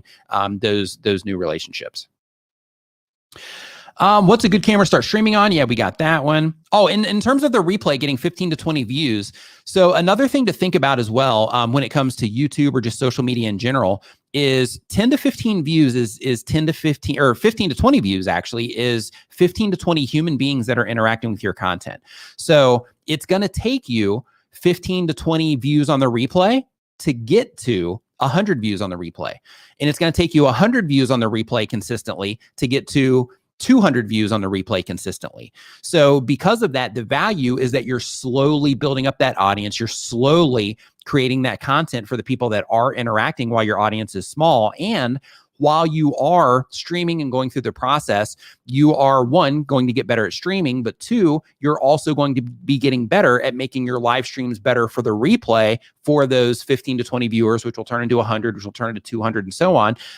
You're going to get better at being able to make your content for them as well, because as those 15 to 20 views turn into 50 views or 100 views, you are, even with 15 to 20, you're getting information from YouTube on how those people are interacting with your content, which is going to help you be able to fine tune your content to create a better experience for them, which is ultimately going to be the thing that's going to help you get more momentum on YouTube and just social in general with whatever it is that you're doing. Let's see here. Got a Stream Deck. Thailand. I came here to visit my brother, and I fell in love with the place, and then I went back. He basically mentored me on like how to work online, and then I came over here and I stayed with him, when I was first getting started, and that was like the first year giving it a shot. And after that first year, I was like, "Yep, all in." Went back, sold everything, came back, and I've been here ever since. Neil says I need to get a small Stream Deck for the van. That's what I'm talking about. Okay, how long is the perfect live stream length? As long as it needs to be to share whatever it is that you want to share. So there's no reason, and this is the same exact thing with video content as well. There's no reason to make a long piece of content for the sake of making a long piece of content. The idea is you want to make a piece of content for the value that it gives to the people that are interacting with that content. In some cases, like look at TikTok. People are successful at doing that on TikTok in like a minute or two. Right? On YouTube, people are successful on YouTube doing that in under a minute in shorts. So because of that, that tells us videos don't need to be 10 to 15 minutes. Videos can be a minute and be fine if a minute is all it takes in order to share whatever information you need to get out in that particular minute. In terms of longer form content also has its value because some people, a minute, you can, in a lot of cases, you can just hit the surface level of everything, or maybe it's just a quick snippet of entertainment. Whereas longer form content, you can learn a lot more, you can experience a lot more, you can feel a lot more, you can just do a lot more with long form content. So with your perfect live stream length, you need to look at the overall goal. Like, okay, am I using this to create a live experience? Am I using this for the replay? If it's to create a live experience, then you want to go all out and try to make it the coolest live experience possible. And then you want to stream based on how people are interacting with the stream in terms of the length and what it is that you're offering in your stream. Since you're doing guitar giveaway channel, I'm going to guess that maybe you're doing guitar lessons or something like that, maybe. So in your case, if it takes you 30 minutes to get through a lesson, then your live stream should be probably about 35 minutes for the case of the intro and then closing the stream down, or maybe 40 minutes so that you can do some additional Q&A, maybe an hour if your Q&A goes a little bit longer. Kind of like here, technically the stream should be about an hour, but because, there's more questions coming in and I want to make sure that, as many people as possible get their questions answered. So because of that, I'm keeping going here for a while so I can get through, a handful more of these questions before we wrap it up, even though technically I should have been done about 14 minutes ago. So, when it comes to the perfect length, it's more about, what it is that you're trying to accomplish, how it is that people are engaging with what it is that you're doing, and just how long it takes you to do your thing, right? So in terms of the perfect live stream length, that's going to come down to you experimenting with live streams and seeing how your viewers and the people that YouTube is showing your content to, or the people that's interacting with it on any platform, seeing what their tolerance is and the value that they're getting out of what it is that you're doing and how they are hanging around for your stream. Peter on poll says, I've starting a F1 podcast tomorrow. Best ways to utilize titles. I think I have the thumbnail covered. Thank you. Okay. So when it comes to titles, Peter, what you want to think of is the very first thing is you want to think to yourself, okay, I need to make sure that I'm making content on something that people care about, and I'm describing that content in a way that people are looking for it. And by doing that, you're going to start to understand how people are finding your content or finding the type of content that you make.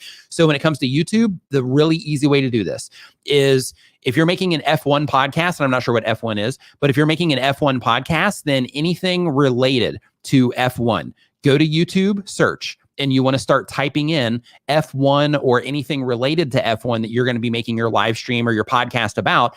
And then you're going to see YouTube auto-complete things that people are actively looking for around F1 or whatever it is that you put into YouTube search. And what you want to do is you want to look for the specific ways that people are looking for what it is that you're doing, and you want to use those in your title. And you want to optimize your title for that with your thumbnail, and you want to think of your thumbnail and your title working together as a team to win the click. And you want to not just repeat what it is that you say in your title and your thumbnail, but you want to use your thumbnail to grab their attention, and then you want to use your title to let them know that you have that piece of content that is based on the thing or the way that they're looking for that content. Now, another thing that you want to keep in mind when you're writing your titles, and I mentioned this earlier in the stream as well, but since you asked the question, I'll say it again. But another thing that you want to do when you are writing your titles, you want to make sure the thing that's going to matter to the viewer in terms of the way that they might be looking for your content, that is within the first 50 characters, because YouTube cuts off titles on different surfaces on the platform. So because of that, you want to make sure that you are, the thing that matters to them, the people that are going to be clicking on it, that is as close to the front of the title as you possibly can get it. Now, you also want to make sure that you're adding some type of compelling elements to your title as well, because let's say, for example, and I'm just going to use this live stream as an example, but let's say that this live stream is named like how to live stream. And I went to YouTube autocomplete and I'm like, how are people looking for live streaming? And I just put in live stream and I see how to live stream. Well, if you put how to live stream into YouTube search, you're going to see a bunch of different videos where people are optimizing for how to live stream. So because of that, a lot of people are looking for that, but a lot of people are also making video content for it. So what you would need to do in that situation around your F1 podcast is you would need to say, okay, a lot of people might be looking for it in this way, but I need to add something compelling to it that is going to help separate me or make me stand out from the gajillion other people that might be making podcasts or additional content around F1, so that when people see mine, there's a clear difference between mine and what other people are doing as well. So you want to try to find that compelling element that you can squeeze in there into your title as well.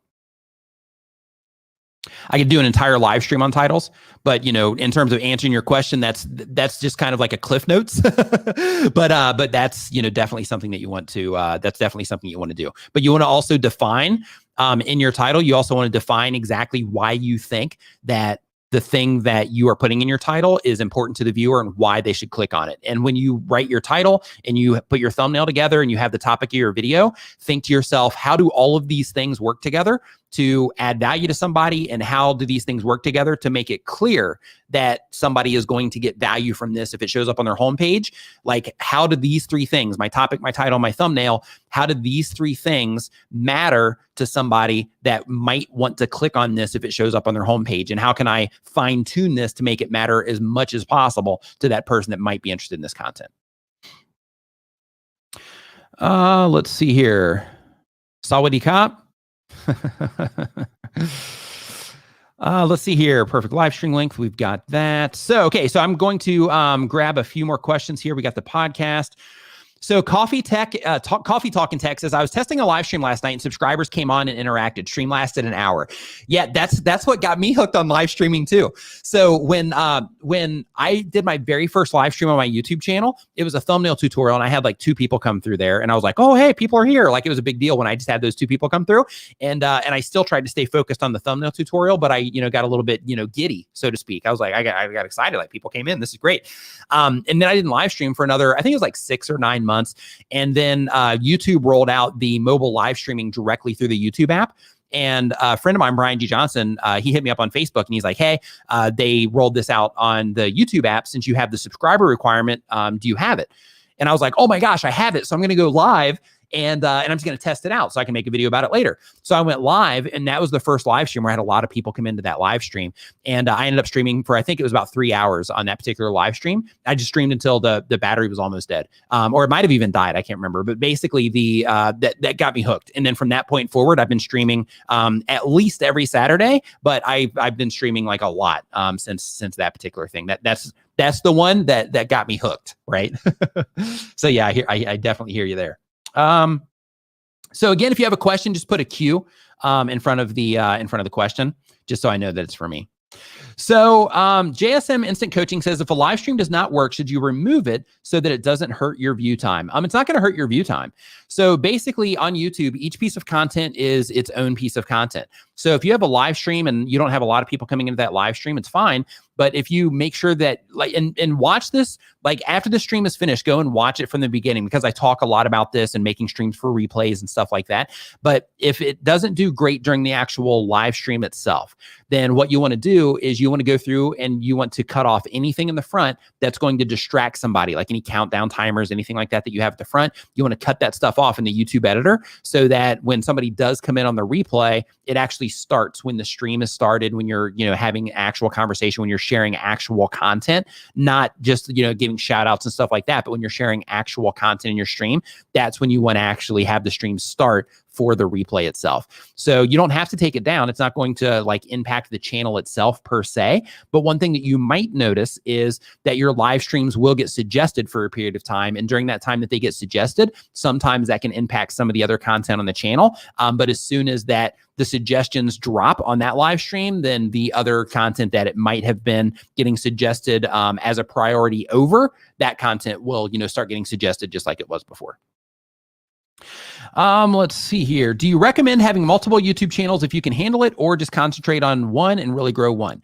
If you can handle it, Formula One. Okay, got it. If you can handle it, multiple YouTube channels is great because it gives you additional places where you can release your creativity. It gives you different places where you can test things, because one thing that happens to a lot of content creators is they will base everything, all the knowledge that they have, around one channel, and they'll start giving other YouTubers advice and things like that based around the experience they have with one YouTube channel. When you'll notice, if you have multiple channels, that the same exact things that apply to one channel don't necessarily apply to another channel. So there's all the best practice stuff, and that's the stuff that we typically share that does. But like behind the scenes, when you look under the hood, a lot of stuff on one channel that would work for a particular type of viewer doesn't necessarily work for another type of viewer, and it's going to help you learn that. So that part of it's really important. Plus, if you're working on two channels, it also gives you the opportunity to, have one start to do better than the other one. So let's say you're working on two, this one starts to take off, this one doesn't, then it's like, hey, let me just start,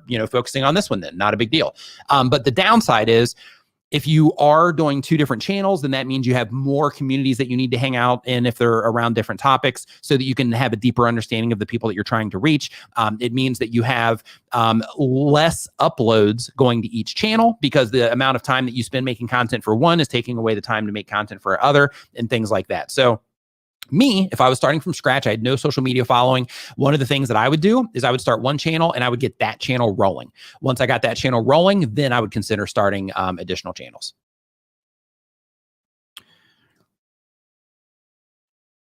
Okay, so next up, any microphone suggestions if you're on a budget?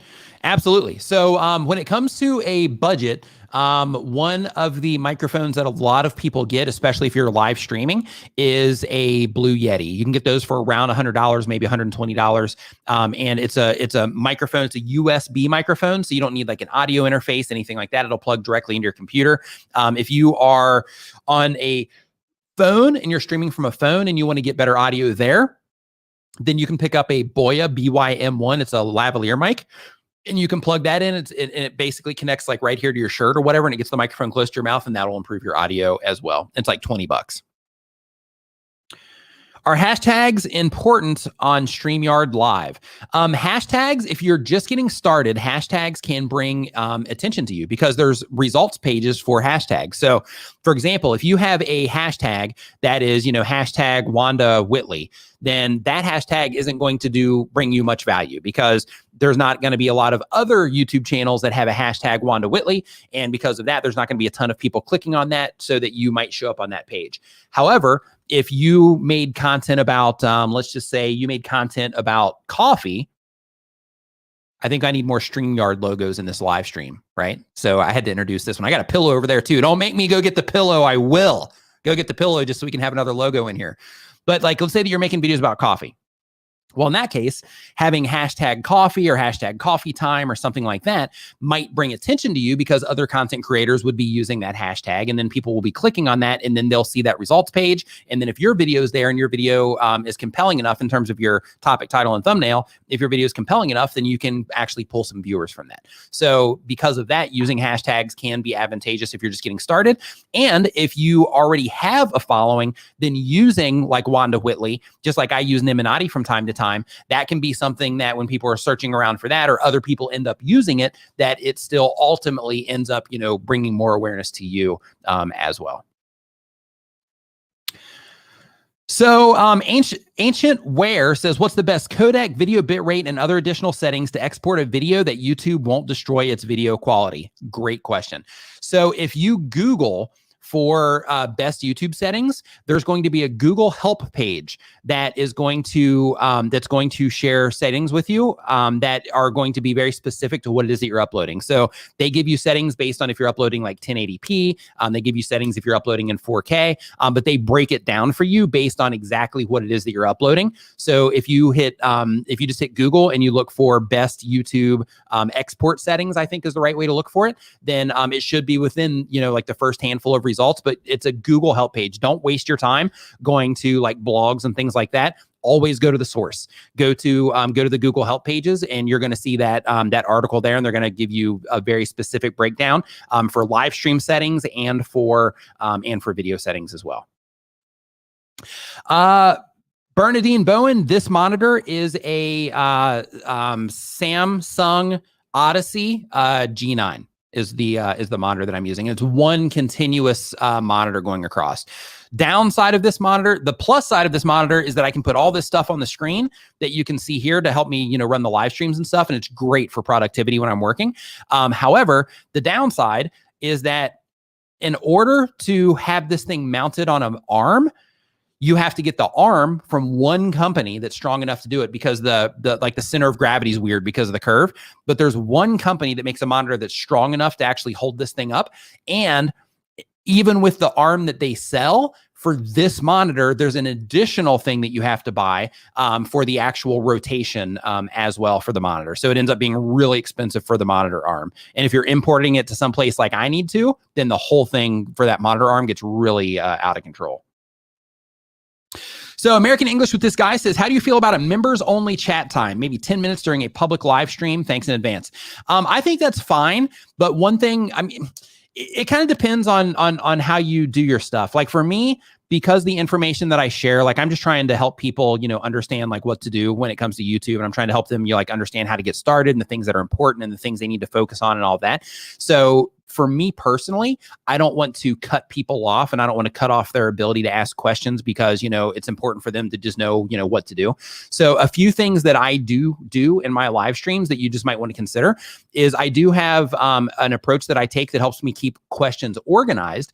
And that in that situation, I use a Google form. I think Daniel Battelle actually did a video on this Streamyard channel on how to set this up, but you use a Google form and then you drive people into that Google form. And one of the questions that you could have as part of your Google form is, are you a channel member? And you could prioritize those questions. So you could make them a priority and let your channel members know and publicly say that, the channel members get a priority for their questions. But me personally, I wouldn't cut off the other people that are non-members. I wouldn't cut off their ability to ask questions. Instead, I would just do a members only live stream. And then that way it's in your community feed. The general public doesn't see it, and it's only for members. That's the approach that I would take with that. So then you get the interaction with the members only, and you're not actually excluding anybody in that situation.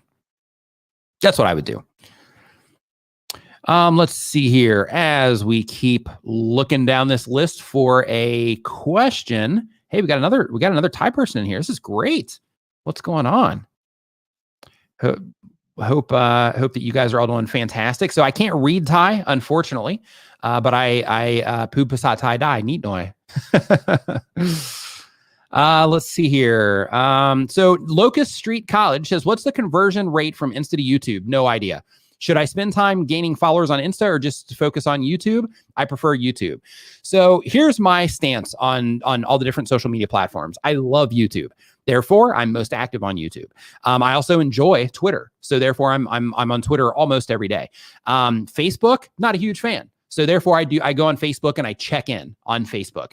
And I'm on Facebook. I'll go into like my members only group on Facebook. I'll go into the Streamyard community on Facebook. I'll go into Tube Ritual, Brian G. Johnson's Facebook group. I'll go into Video Makers and Marketers. I'll go into my brother's, Dean Emmett. I'll go into his mobile content creators Facebook group. I'll go into Daniel Battelle's Facebook group for his channel members as well, just because we all, share, information and a lot of the same viewers and stuff like that. So we all try to interact in each other's groups. But like I go in and I check in that capacity, but I don't spend a lot of time just like cruising around Facebook. It's just not my thing. So because of that, I don't upload content to Facebook unless it's into one of those groups. And I don't upload content to like Twitch. Right. I'm not a Twitch streamer. I don't have any interest in Twitch per se right now. So because of that, I don't live stream to Twitch personally. So me, I'm a big fan at getting a really deep understanding on one before you move on to another one. So, so if you really love YouTube and you have kind of like a, hey, I just dig YouTube, then in that case, I would upload to YouTube right now. I would upload to YouTube, but I would secure your name. If you're building a brand around Locust Street Cottage, an online brand, or an offline brand, then I would make sure that you secure that name across all the different platforms, but start uploading to them when you're comfortable with it. When you're like, hey, like I'm doing okay on YouTube. I understand this. I have some content that would be a good fit for over there, some ideas. So let me start trying TikTok. Let me start trying Instagram or whatever it is that you're interested in at that time. I know tons of people are like, hey, go be everywhere, do everything, be on all the stuff. But me, it's like, if you can get your thing done and do what it is that you're trying to do and meet your goals and all that stuff just from, a platform, and that's the thing that you want to do because you enjoy it, then by all means, focus on that. You don't have to be, all over the place. So that's my opinion on that. So Toby Northern says, what's the point of having a moderator in live chat? Great question. The point of having a moderator in live chat is to keep the chat clean. So one thing that is really important for a lot of content creators is to be family friendly and to be brand friendly, or at least to keep some type of civility, to keep their live chat civil. So you're going to have tons of spammers come in over time. You're going to have tons of haters come in over time. You're going to have people that YouTube will show your content to them on their homepage. They'll click on it. And because they're just immature, they'll come in and they'll start saying a bunch of, just bad things, trying to get some attention is ultimately what they're doing because they're trolling. And because of that, when you have those, moderators, it helps keep all of that stuff under control because they'll see when people are spamming, they'll see people, asking the same question over and over, and they'll see when people are just trying to get attention, all of those things. So it's really valuable to have people moderating your live stream. Let's see here. Nice. That's what I'm talking about. Coffee Talk in Texas. After that hour stream, I scheduled weekly. Yep. Yeah. It's like once you have that stream where people are like, interacting and you're like, oh yeah, this is great. Yeah. It really starts, making you want to do it more. Love your vibes. You care very much. Absolutely. Absolutely. And I'm glad that you are enjoying the vibes. It's always great feedback. Thank you. So what is the point of having a moderator in a live chat? Is it to delete? Oh, okay. Yeah. So you answered that one yourself as well. I just didn't make it down that far by the time I got to that. Let's see here. Didn't know much about audio. Got a Blue Yeti. Good stuff. Easy to use. So for, I think it was Monica. I think that was who was asking that question about the microphone. So here's another, more feedback on that microphone. Okay, so Nitsa, probably London, says, hey Nick, when I do live streaming on my YouTube channel on Streamyard and my friend came along to be my guest, what benefits do they get out of it? Kapkun Ka, thank you. So when it comes to having other people on your YouTube channel or on your live stream, if it's Facebook, LinkedIn, wherever it is, having other people come in your live stream, like the value that they get out of it is, sharing the information that they are sharing or just interacting with your audience in any way. In some cases, like let's say, for example, if you are doing a collaboration with them that's a live stream collaboration and they're coming onto your YouTube channel because they also have a YouTube channel, then in that situation, you are able to tell your audience or introduce your audience, I should say, to that guest that you're bringing on. So then just by that alone, they're going to get, a few more followers that are into what it is that they're doing as well, but you're just helping spread awareness about that person. Now, if they do not have a social media following or they're not trying to grow a social media following, let's say that you're trying to bring on an author, then in that case, that person is going to be spreading awareness about the book that they have, that they've written.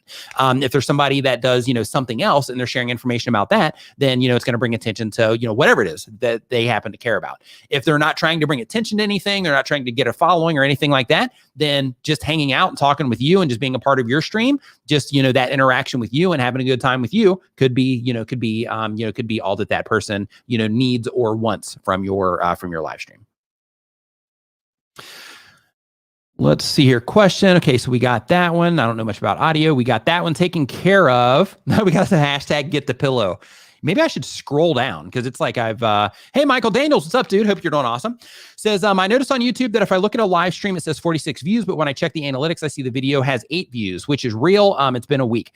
So basically what happens is YouTube will verify views on a YouTube channel. So if you have videos, if you have live streams, anything like that, YouTube will verify views. A really good example of this is, let's say that you have a viewer that thinks, hey, you know what? This is great. I want to bring this person some attention. Let me open up a bunch of browser windows. Let me put them on my TV. Let me put them on my phone. And I'm going to have all these windows open and then have them on my TV and phone and all that stuff.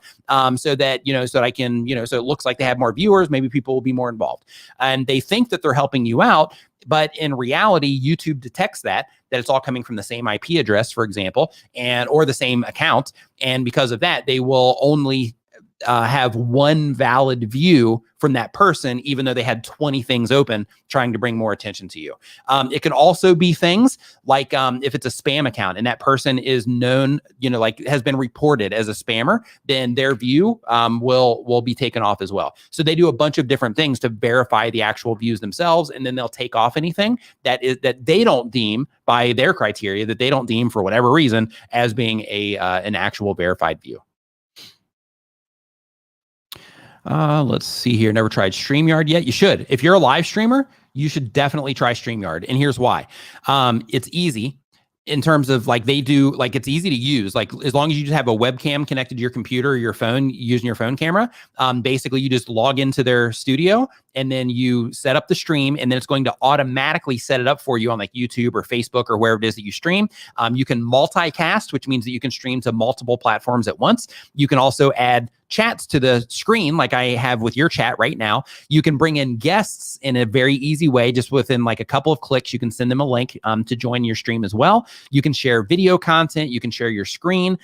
You can add graphics and things like that to your live stream as well. So for example, I'm on the StreamYard brand kit right now, but if I go back to mine, like here, if I remove your comment, you'll see here, that I can add my podcast, for example. So if you listen to podcasts, you want to learn about YouTube over a cup of coffee, definitely check out my comments. Let me point the other direction. Check out my comments over coffee podcast. But you can, add all of these things to your live streams as well. You can also add, video clips directly within this. You can add backgrounds. You can have the display names pop up if you want to, where you can have, a guest name. You can put website URLs. You can have information going across the bottom of the screen like this. All kinds of really awesome stuff. So basically, StreamYard helps you make your live streams professional, but they do it in a very easy way from the user perspective. And if your computer sucks, it's still awesome because they do all the processing in the cloud for you. They do all the heavy lifting in the cloud. So even if you're on a low power computer, you can still run a great looking live stream because they're doing all the processing for you without your computer having to do it. So, I mean, it's awesome all the way around. Since I found it, I've been using it ever since. Let's see here. How do you get more subscribers? The subscribers that you get from your YouTube channel are a reflection of the value that people are getting from the content that you're putting out. If you are putting out content and you're getting views, but people aren't subscribing to your YouTube channel, it's because they either don't clearly see the value that you're bringing to them, or there just isn't value that you're bringing to them.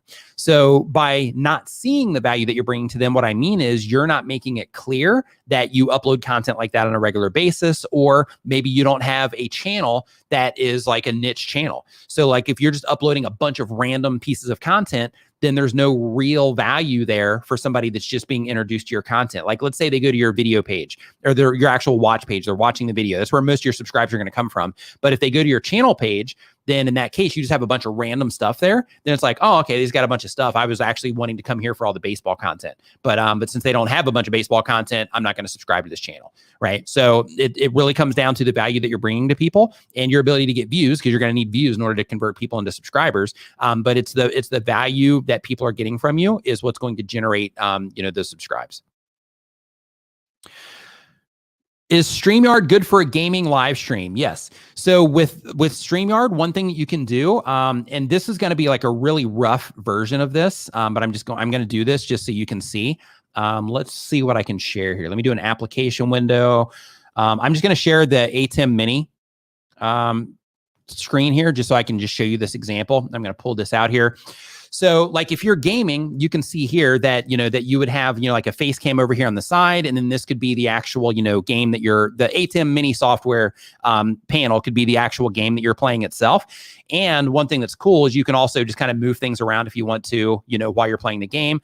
But you can also go, and I'd have to make this quick adjustment, but you can also take it full screen as well.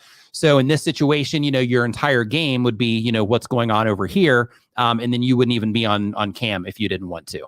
And then as soon as you want to take that off, then you would exit that. And then you would have your face cam there if you wanted to. And then if you wanted to take yourself full screen, just so that you could talk to your audience a little bit, then you would do that in order to take yourself full screen. And then you'd remove the full screen yourself, bam, and then you're right back there in your game. So yeah, absolutely, without question, you can use this for gaming. And again, it's efficient because they do all of the heavy lifting for you in the cloud. So even if your computer sucks, it's still a great solution.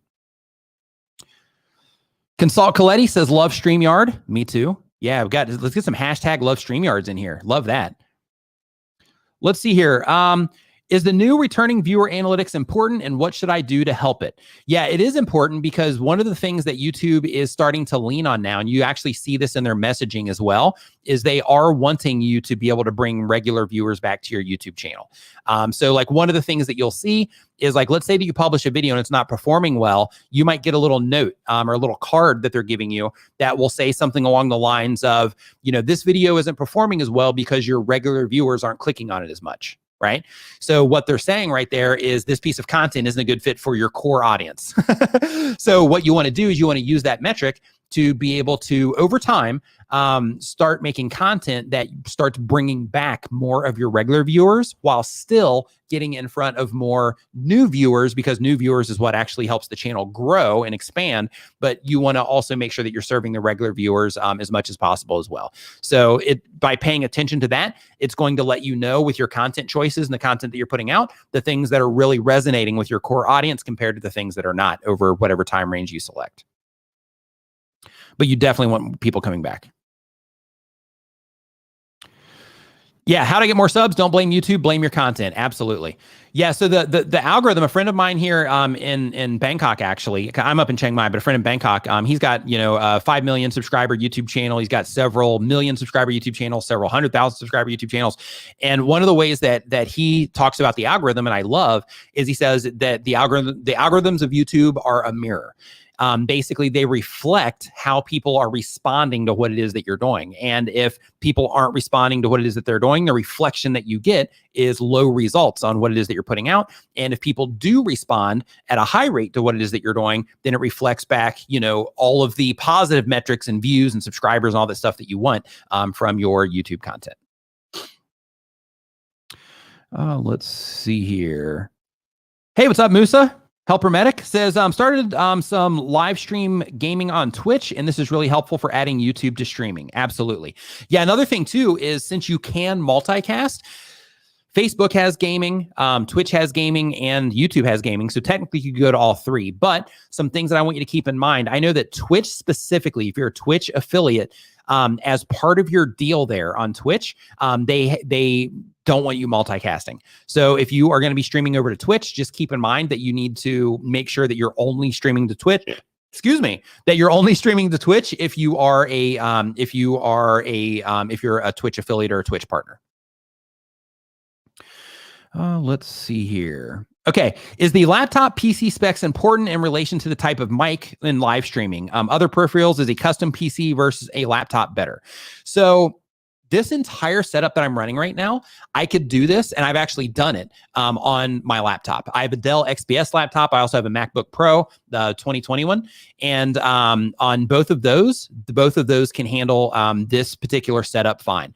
Because I do backups like that, and I test backups. So in the event my computer blows up or something like that, if there's like a power surge or something, and this custom machine gets toasted, then in that situation, if I need to go live on Saturday or I need to go live here somewhere else, that I can just switch devices, plug everything in, and then be good to go. But basically the ATEM Mini works as a webcam. So since the ATEM Mini works as a webcam, then I can plug 4 different cameras into this ATEM Mini, and then it just plugs in just like a Logitech C922 USB cam, right? So it plugs in just like that, and it doesn't take a lot of processing power. So this plus StreamYard is all you need technically to go live. Oh, you need some type of audio. So because of that, the ATEM Mini, if you want multi-cameras, plus StreamYard, plus some type of audio interface. So I know you can get like a Scarlett Solo, which is what I used to use before I got the Rodecaster. You can get a Scarlett Solo and a Scarlett like 2i2. You can get both of those for like 100, maybe 150 bucks, so that you can have an audio interface. Or you can even use something like a Zoom H4n if you have something like that as a audio interface as well. Yeah, and Doug says, or just don't become a Twitch affiliate. So Ryan Wygott says, should I use TubeBuddy or vidIQ, and does it work for mobile? So one, if you're on a mobile device, I wouldn't even worry about it. So TubeBuddy has an app that you can use, but it's not as powerful as the desktop version. If you're a YouTube content creator, if you can, for the sake of just doing like research for your topics and things like that, even if it's an old dusty computer, an old laptop, a used laptop that you get off of eBay or something, try to get some type of computer so that you can have full access to everything that you need access to as a YouTuber. You can do a lot of it through desktop mode on a mobile device or on like a mobile phone or a tablet. If you use desktop mode and do it in Google Chrome, or if you're on an iPhone, you can do it in Safari. But if you use desktop mode, you can access all of your backend for YouTube, but you still can't add browser extensions. So because of that, if you want to use like vidIQ and TubeBuddy, then you need to have a computer to be able to fully use them. Now, again, they have apps, or at least TubeBuddy has an app, so you can use that. But you'll get the full functionality out of it if you can find a computer to use. But in terms of should you use TubeBuddy or vidIQ, both are fantastic tools. However, TubeBuddy has a lot more tools in it. Me personally, even because they sponsor me now as well for my live streams, but even before that, I've always carried the flag for TubeBuddy just because I find it more intuitive. I find it the most accurate as well, based on my research matching, the information that the tool kicks back to me. But you need to make sure that whichever tool it is that you use, that you learn how to use it accurately, watch some YouTube videos on how to actually use it. Don't just install it and go blindly. Make sure you watch videos on how to actually use whatever it is that you use. But I want to say, as a content creator, I recommend that you use TubeBuddy. I recommend that you also use vidIQ, because they do have one feature in there that is great for looking at competitors and seeing the videos that are getting a lot of views right now. So they do have that. It's the only thing that I use vidIQ for.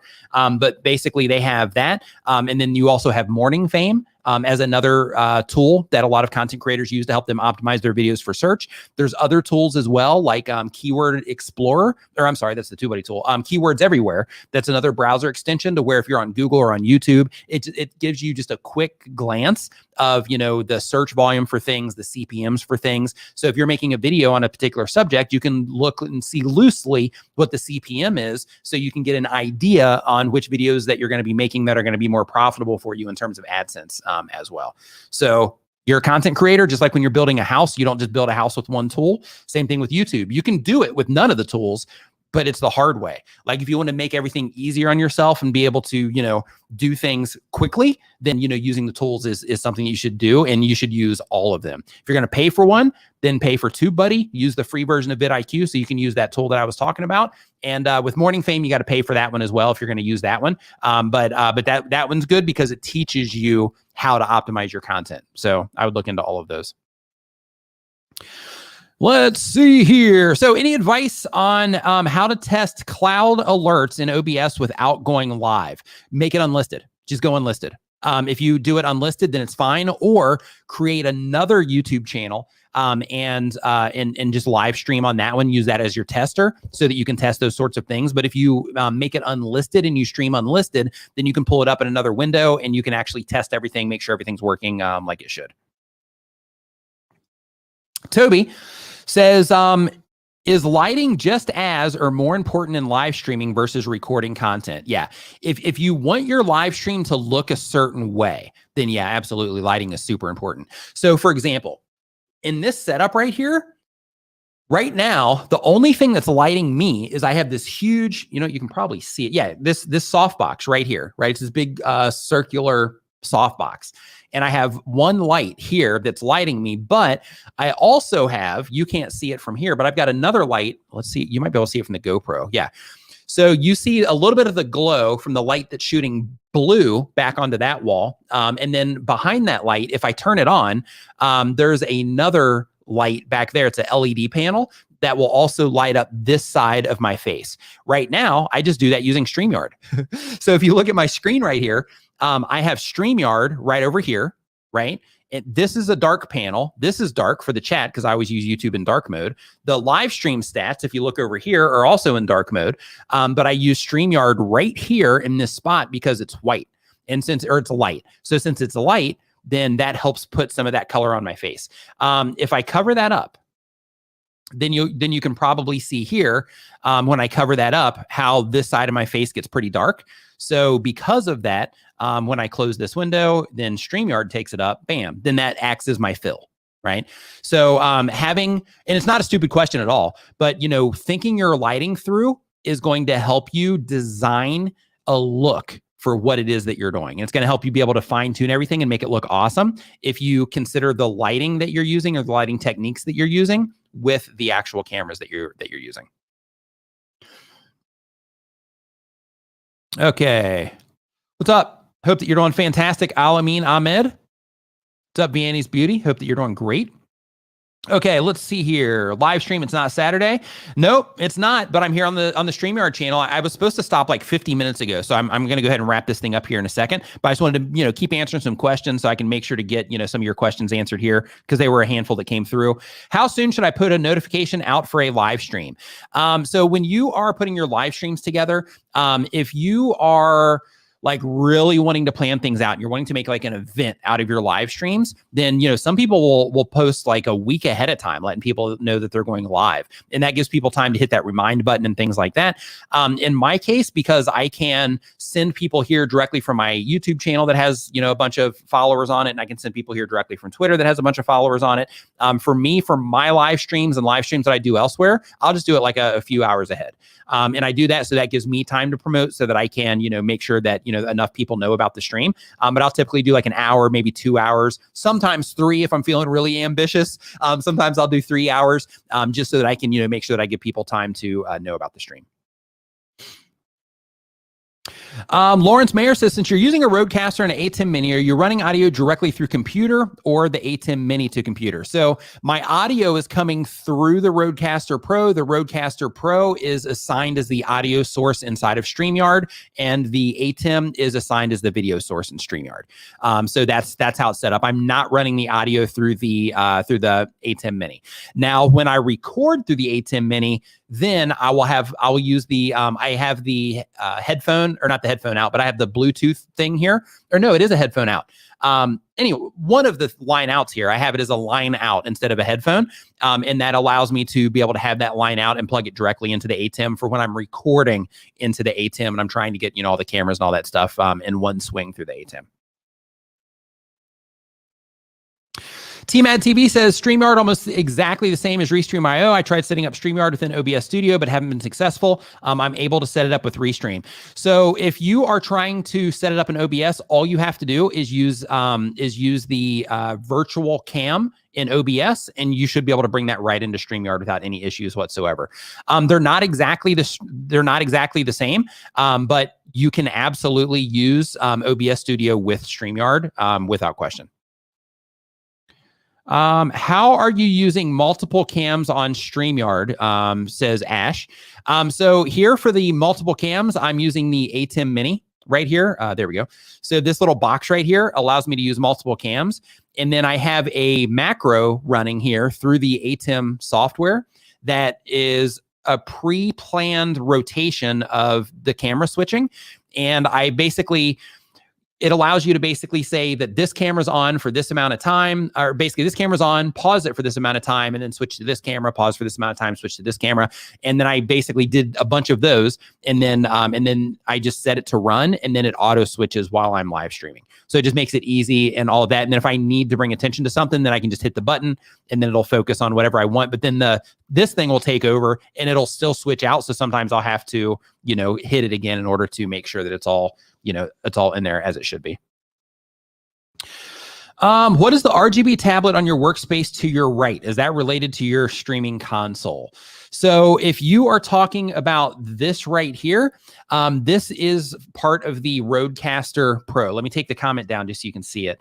Or not the Rodecaster, but the Pro. Yeah, the Rodecaster Pro. So this right here, this RGB panel is sound effects. So these sound effects, I'm not sure if StreamYard is subscribed to Epidemic Sound or not. So I'm not going to trigger one just because I don't want to accidentally give them a strike or anything like that. But basically, I use these in my live streams. When I get super chats, I'll hit that. When I get channel memberships, I'll hit that. I've got a reminder in there to where it's an audio cue to give the stream a thumbs up, that kind of thing. But I use it for that. I also have people that regularly join my live stream on Saturdays, and I've also made intros, audio intros for them as well. So it allows you to switch through multiple panels. And because of that, I will switch to the panel for the intros, and then I'll trigger the intros before somebody comes on the actual stream. Let's see here. It says, I need to get this in my life. Absolutely. It's so fun, right? It's just so fun. Like for me, like doing this kind of thing, like I love, getting all the tech together and trying to make things, just look unique or look cool or whatever. The projector thing in the back, that was my brother's idea. But I love just spending the time trying to make things, a little bit cooler than they would be as kind of like a default, so to speak. Is it possible to stream and customize everything? Is it possible to stream privately on YouTube to customize everything the way I like before I stream publicly? Absolutely. You just want to stream as unlisted. If you stream as unlisted, nobody's going to see it unless you add it to a playlist or unless you send somebody a link. That's great. So if you have like a buddy and you're like, hey, what's it sound like on your end? Or if you want to, do something and you want to, just kind of have headphones in and listen to what it sounds like on a phone or something like that, then you can do that also. That's what I'm talking about. That is what I'm talking about right there. Listen to comments over coffee. Yeah. How do you, says you do such a great job. Projector is badass. Thank you so much for the kind words there. I appreciate it. The RGB soundboard is what generated the 300 sound effect for the battalion. Yeah. So for that's exactly, he's either using that or he's using the Stream Deck. I think he's using the Rodecaster Pro to trigger that, because you can assign whatever sounds that you want to that. Says, I need to learn how to add music to my streams. The last video was so confusing, added by StreamYard. So a great way to do that is through an audio interface. So if you're trying to add music to your streams, then in that situation, you can do a couple of things. One is you can technically, if you are subscribed to something, and this is a way to do it without an audio interface. If you're subscribed to something like Epidemic Sound, for example, then one of the things that you can do is with Epidemic Sound, you pay a monthly subscription there, but you can have that open as a browser window. When you have Epidemic Sound open as in a browser window, then you can just share. You can click the share option in StreamYard and click share screen. And then once you click share screen, you click on Chrome tab, and then you would click on the Epidemic Sound as the example. And then inside of the Epidemic Sound, you'd have whatever it is that you want to be playing there. And then you would add that to your stream as the thing that you're sharing, but then you would make yourself full screen. So then that way it's kind of under it, and then it's still there. You'd be able to hear it, but you would only see you, and you wouldn't see that screen share. All right. So the Ballad of Janine, I like that channel name. That's cool. Says, I'm an Epidemic Sound subscriber. So you mentioned something about a strike for StreamYards. Why would that affect them? So I'm not sure, because I was going to trigger something with my soundboard over here. Basically, this right here, I've got sounds loaded up into this, and I was going to trigger something just to show an example of how it worked. But since I'm not 100% sure if StreamYard has an Epidemic Sound subscription for the StreamYard YouTube channel, I didn't want to trigger it because I don't want them to get a copyright claim. Like I've got, I'm an affiliate for Epidemic Sound, so I send them a lot of traffic. So like I have a contact there, so I could probably, work it out in some way, but I don't want to have the headache on my end, and I don't want to cause the headache on StreamYard's end by triggering that. So Epidemic Sound is fine, but I'm just not sure if they have a subscription here on the that's connected to the StreamYard channel for me to be able to do that. Let's see here. Okay, yeah, so we got that taken care of. Yeah, StreamYard here says, can you tell us more? Where are you getting stuck at on, trying to add music?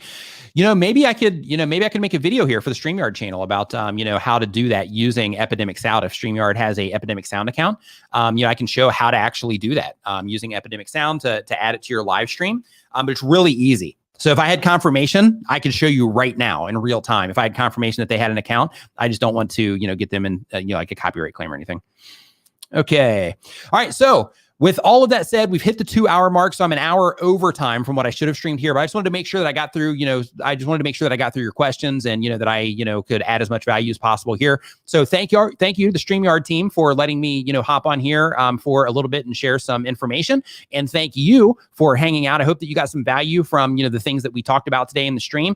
If you did join us later in the stream, I encourage you to watch this back on the replay because there's some really good stuff, some actual actionable information, not just Q&A stuff, but like actionable information about how to stream when you're just getting started and you don't have any viewers yet, some things that you can make sure that you're keeping in mind and some approaches that you can take that's going to help you end up with in a better situation than you normally would if you're just, randomly streaming and you're, having difficulty getting viewers coming in there. So thank you everybody for hanging out, and I will see you next time. And just as a quick note, if you're not a StreamYard user, there's a link where you can try StreamYard down in the description of this stream right now. There's also a link to my channel. If you're not familiar with me, there's a link for me down there as well. So thank you so much for hanging out, and I will see you next time.